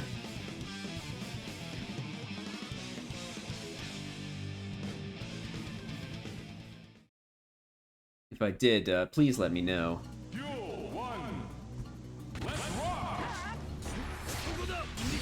Again, establishing that space.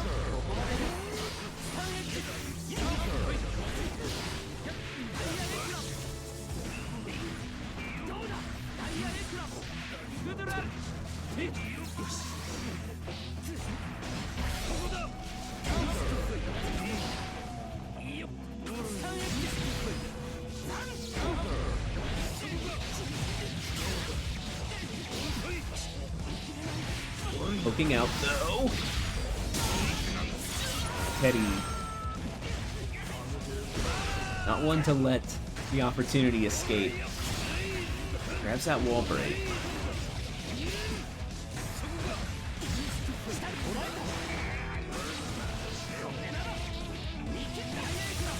It's controlled pressure there. What a mash!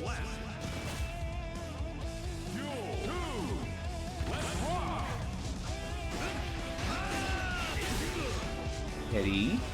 Whew, look at this movement, these dash unders.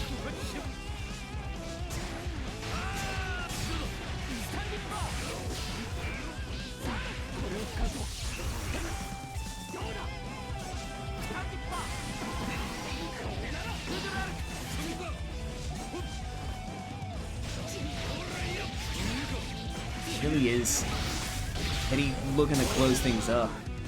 Has the round advantage, is halfway to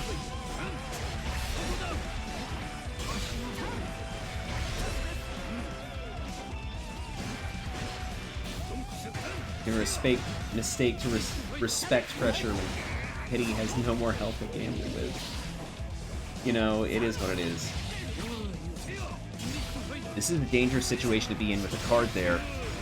Teddy opting to get a little closer, and that's going to close that out. I think... Was that 3? I believe I missed a match and that was 3. If it's not, correct me. Okay, it was 2. I appreciate you confirming that. I was looking back through the archives for it, while I was being a little quiet on commentary side. Again, appreciate y'all backing me up here. Solo streaming can be a little difficult when you're running so many things. Uh-oh, okay. Shh.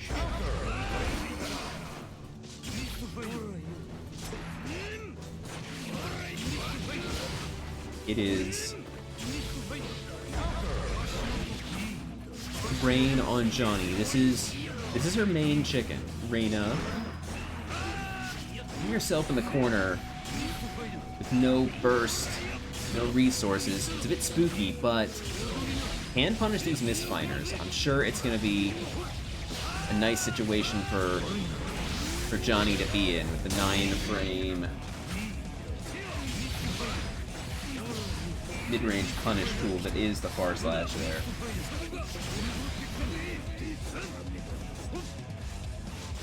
For a 5H even. Eddie evening up the life really well though. Just run up scoop. Not quite able to close out with the OTG. Reyna. Caught by the Mistfinder trying to jump. Eddie's on set point. Ben's an early burst. Doesn't want Reyna to accumulate damage. Nothing out. And these pressure resets with the card are working out well for Teddy, especially... Ooh, there's a scoop. Teddy not able to get away with Dusts in this match. Backing off, respecting the reversal potential Teddy can bring to the table. 100 meters, spending 50 to take Reyna to the wall and put her through it. This is a dangerous situation to be in. Reyna loves a BRC backdash, though. Creating a line in the sand with that card, so to speak. Senga, life is looking very close to even. One more good hit will do it for either. Oh my gosh.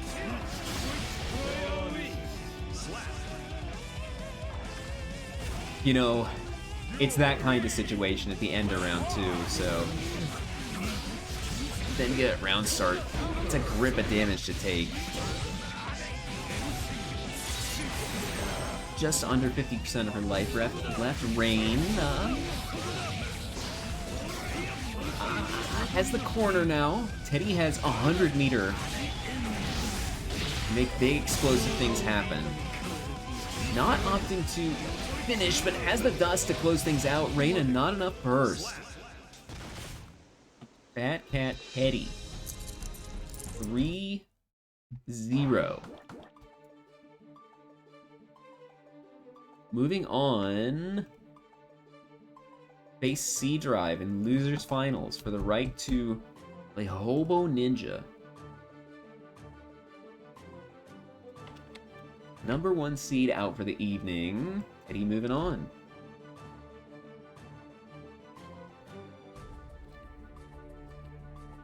Reyna, it is a privilege and a pleasure as always to see you come through. Thanks for being such a pleasant, lovely regular coming through, playing with us this evening.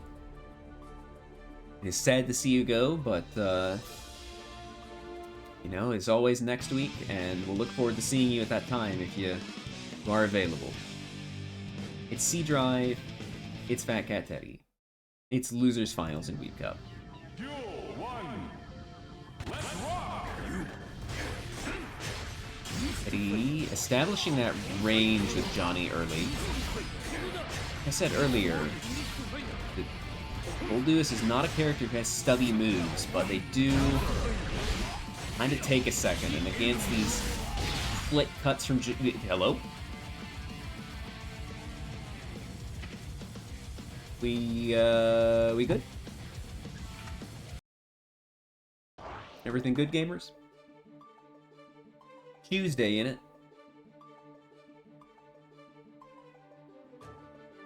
We good, gamers?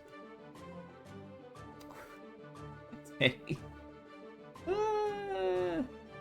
You know, I respect it. Sea Drive dead? Found gunned down in the streets of Philadelphia? Okay, never mind. Back. Sea Drive going back to player one's allowed to take player one's side back. I keep forgetting that I even have these silly emotes. Duel 1. Thank you for reminding me of them. Alright, we're back into it. Appreciate your patience this evening with everything that's been happening. Player side and caster side as well. I have no problem waiting an extra couple minutes for whatever's going on. Again, Teddy looking to establish the proper distance to deal with this Gold Lewis character. I was trying to say before the game interrupted me, this is not a character with stubby moves, but against Johnny's range and speed, it's going to be difficult for him to contest. And it's not like you can just use BT preemptively either. You can get whip punished pretty easily.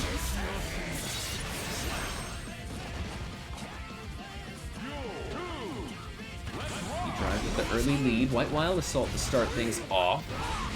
Take a picture, folks. It doesn't happen often. C Drive, much more reserved with their use of Wild Assault versus Teddy when it comes to this big Gold Lewis man.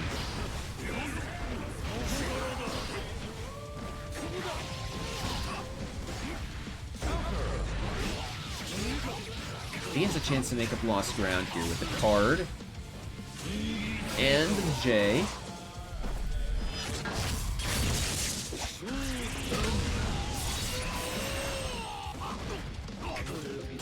Card on the table. Teddy. Not able to take that trick.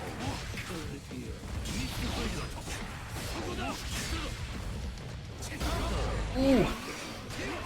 Just has the right spacing there. The better kicker, so to speak. Uses that to get in. Ooh, what a scoop! C Drive. Nice awareness.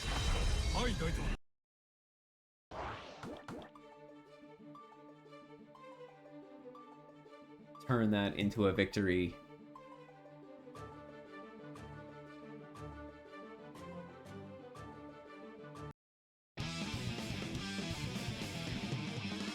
He's sticking with Johnny at the moment. There, it's cooled down a little in this room. I mean, the weather's been absolutely miserable the past couple of days. Just too darn hot. 5H counter hit. Oh no. Teddy must be thanking their lucky stars that conversion didn't happen. And you know that was he's definitely thanking his stars after that too. That was a flugged down with the system for sure. C Drive. Just keep the pressure up. Keep the damage blowing. Under card now. Teddy has the positioning. Has the initiative to create space and then Senga. C Drive, not even bothered by the amount of risk that's been accumulated. Maybe should worry about it though. Oh, that's a grip.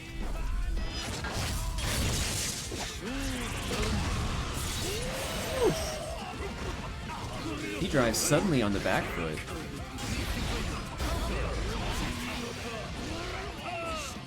Teddy not taking any chances.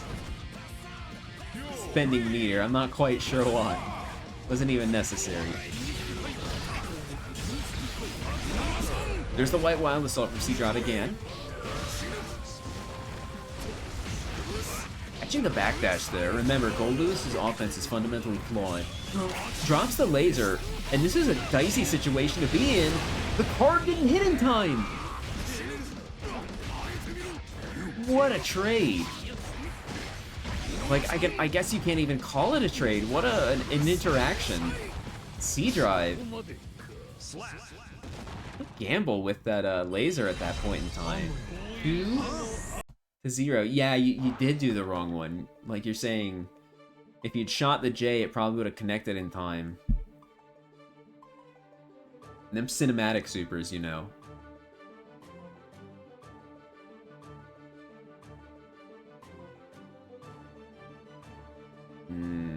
Teddy. Stand in there for a minute.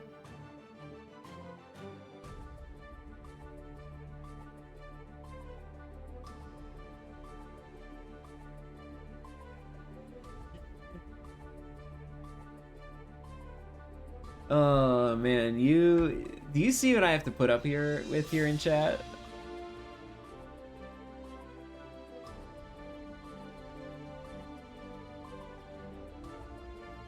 Listen, I don't think that's an offer C-Drive will take you up on. Alright.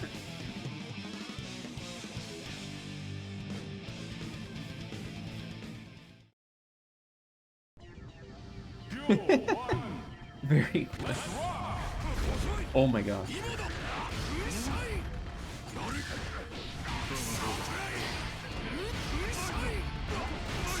And you know, we'll see who's going to receive multiple concussions at the end of things. Unable to backdash out of the Master's Hammer. Finding a throw there. Oh my gosh. Block on the overhead. Remember, it's -2, so Goldlewis may struggle to find a really good way to fight out of that. Oh my gosh. Getting the Master's Hammer. Pressure early, Teddy. Looking for the comeback. Not even spending the meter. Ooh.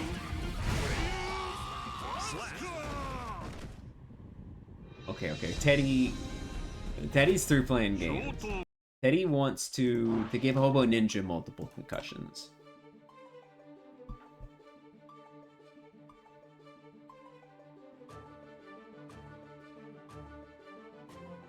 He drive right back in it.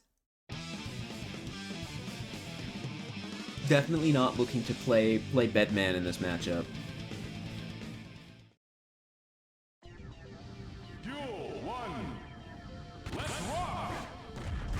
To contend with these kind of longish range fast pokes from Slayer. 5k is going to be a little spooky for Goldlewis to deal with, I think.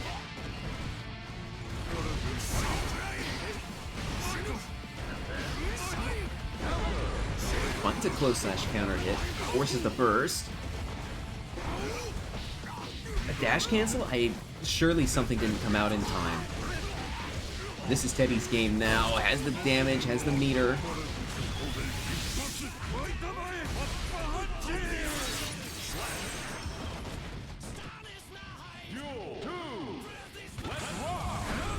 You know, in preparation for a 2H, just jumping at round start.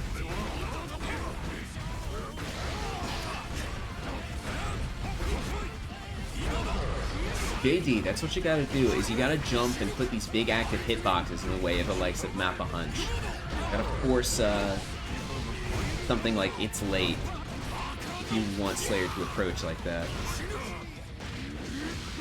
Throws are working out for C-Drive. Woo! There's the laser. C-Drive has so much meter to work with. Good use of the YRC. That's the tech for beating the laser there, is the YRC late. Hotel Transylvania.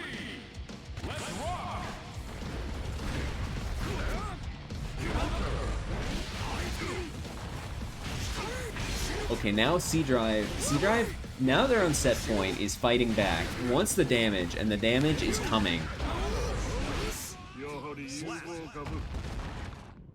I'm finally able to find some purchase on that round. Bites down hard and tears it away. Like we were saying, like it came up earlier in the evening. Deflect shield might be hated, can't buffer this move. You know, all the things. All the shade being thrown this technique's way.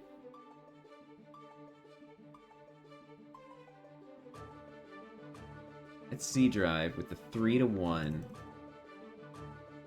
Losers finals. We'll be fighting a Hobo Ninja in grand finals at this time. Hobo Ninja comes grooving up slowly.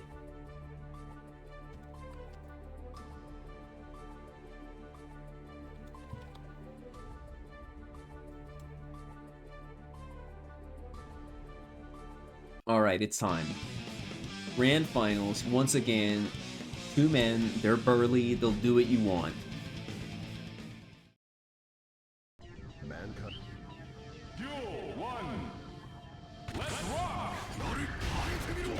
Or Ninja. We'll have an advantage in neutral, I think. Sticks to the use of 5H like he was doing earlier. Ooh, good 6P. Has the spacing and pressure to threaten with strike throw. But Ninja, not spinning burst. I was expecting it there. Oh my gosh, C-Drive. Keeping the startup, the level on that super low so it'll connect in time. But Ninja.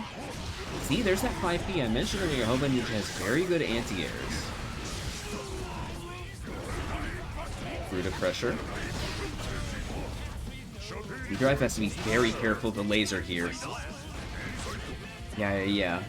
Using it recklessly would get you killed. Ending up not using it in the end. And Ninja had the right move to take advantage of it. A flick. Big mid-range. Boom. Oh, just goes under the 6P with the slide head.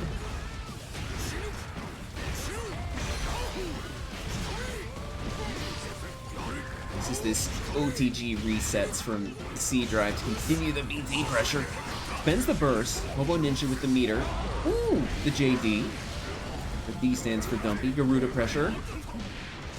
Going for the strike throw. C-Drive has a laser. Now's the time.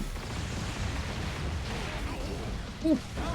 The strange last hit of the laser. We've mentioned it before. C-Drive come out on top with just a little follow-up. And C-Drive, I think we're seeing more of the same. C-Drive trying to run up. Remember that happened a few matches ago, and Hobo Ninja seems to have the right moves to just stop it from happening. It does seem like C-Drive's adjusting to the distance Hobo Ninja wants to be at the 5H, out of the reach of the likes of BP.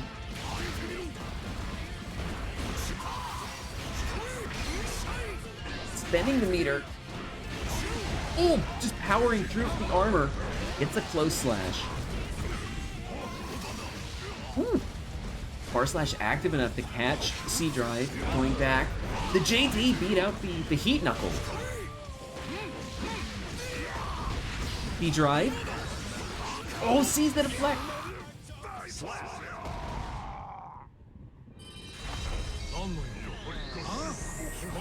C-Drive with the first match in this grand finals, the first step to take to turn things around.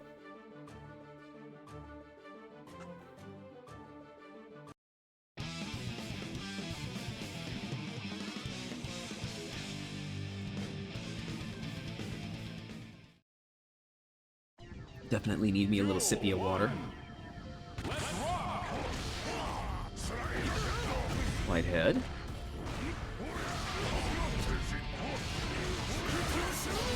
And now that Hobo Ninja's playing less around grabs, now that C-Drive has conditioned Hobo Ninja to think he'll jump, able to use burst to kind of escape from pressure. Now Hobo Ninja has to find new ways to frame trap, using the likes of Flick.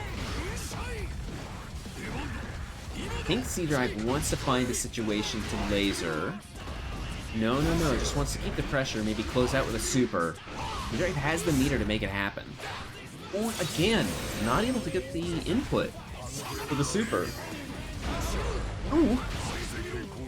Couple hits from downtown C-Drive. Halfway to a reset. Oh, Ninja. Manages to counter the low crush. And there's a scoop.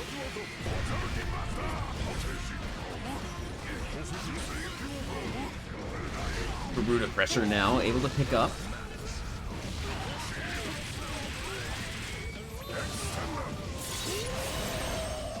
No meter for the wall break. Just pokes out of the BT there.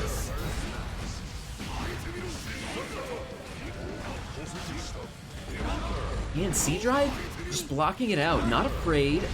Hobo Ninja resetting into a throw situation at all. Armor's through though. We can see some armor through these slower BTs. Hobo Ninja. And low profiling with the likes of Slide Head. These pokes from Hobo Ninja. Oh, goes over the BT. Again, look at that. It was the same story as the last time these two played. Observing, C-Drive doesn't want the drone to get flicked.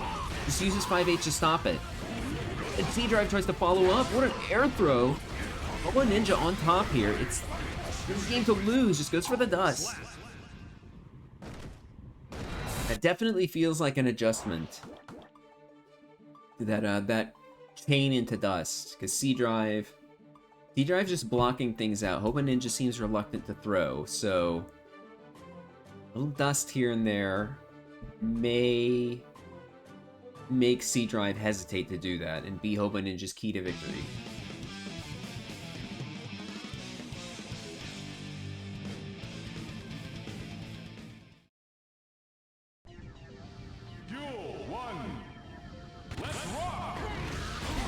What patience at round start.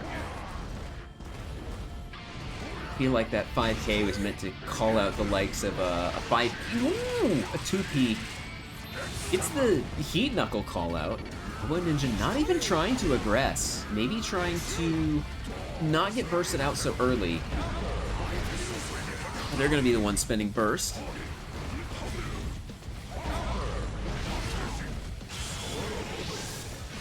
Drops the shield. And there's a dust, but no.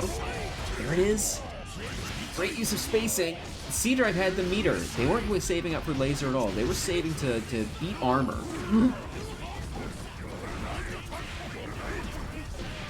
Oh, Ninja just starting to introduce a little bit of fear into the thing here. Hobo C-Drive a little scared of crouch blocking through everything. Ninja on top, jump reset, not quite able to confirm that grab. Goes over the BT. C-Drive kind of at the end of the rope in terms of resources. Not in terms of positioning in the situation though. Has meter. Level 1. And that's super. Hobo Ninja has meter.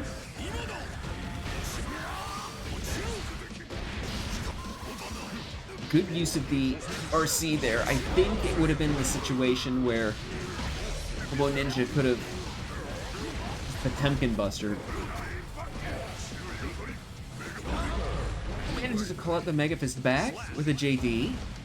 The dust to no avail. C-Drive maybe on the lookout for standing attacks now. Maybe throw. Oh no, never mind.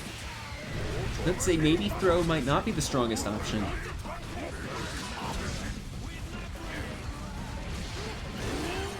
Good anti-air close slash. You know, I respected Hobo Ninja trying to armor through the drone. Wrong BT. Rudy's to the RC to keep safe from the 5H punish I've been talking about this evening. Caught by the shield from a dust. Hobo Ninja 2-1, one match away from WeebCup 203 championship. Champion wins.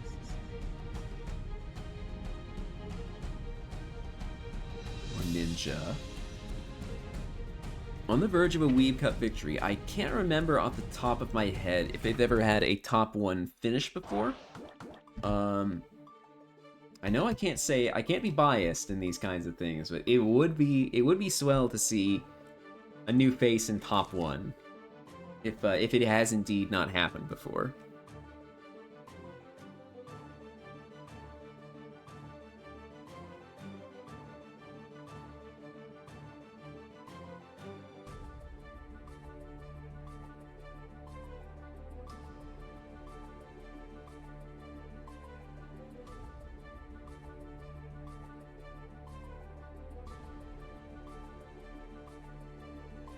Drive warming up for the potentially last match of the evening, taking a few practice swings.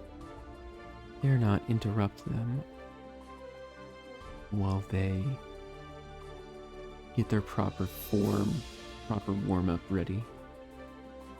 Is everything all right on your NC drive? Let me check the.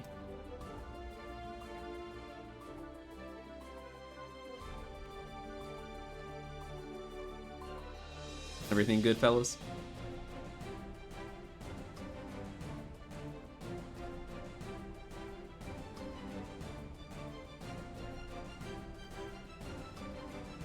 Oh, I see. It's a strive moment.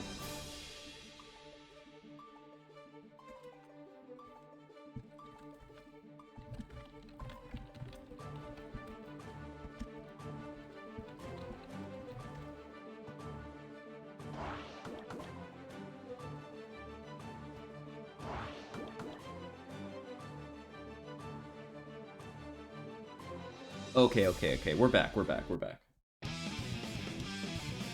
D-Drive 1, Hobo Ninja 2.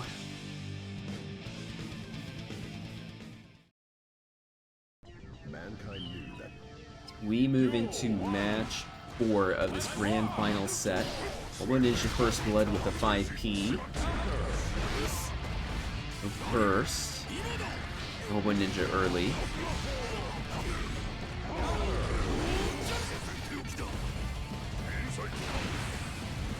Waiting out the drone.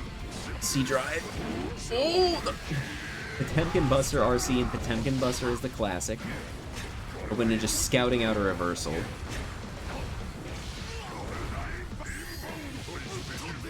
What a dust. Good RC into dust. Hobo Ninja on tournament point. Wonder if like a moment to cool down between the sets works out for you or maybe works against you. We'll have to see. I can't say one way or the other. Oh my gosh, this might quite PB. Oh, I think this is gonna be really close to it. Not quite it though. White Wild Assault into the meter. This is a gallant attempt to just power through things here. But Hobo Ninja has the resources. Just goes for the little 5K. Hobo Ninja. 3-1. WeebCup 203 championship. Alrighty. D-Drive will take second. And Hobo Ninja gets a big W. W's so big, I gotta post about it on social media or something. It is a swell time. I have images? Oh no, that's a frightening DM to see in your Discord there. Everybody, thank you for coming through this evening. I'll get working on a top 8er as soon as I can. And, I just appreciate y'all coming through this evening. Congratulations to you, Hobo Ninja. Didn't quite get first place C-Drive, but you made a gallant and valiant showing for yourself, and appreciate you putting in the effort. That's gonna do it for us this evening, folks. I'm gonna look for a stream to raid.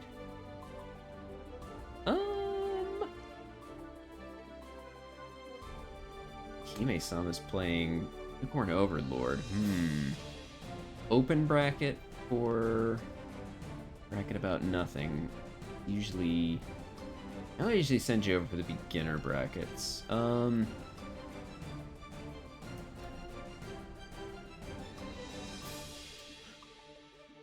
Wait, game done. Hang on a sec. That might be an option. Games Done Quick is featuring Voxandra. You know, I'm gonna send you over to Daihime-sama because they're playing a little bit of Unicorn Overlord. And I've not played Unicorn Overlord, but I know it's got like it seems cool, so I'm gonna send you over. You have a good time, say what's good, and I'll see y'all when I see y'all. Take care, everybody.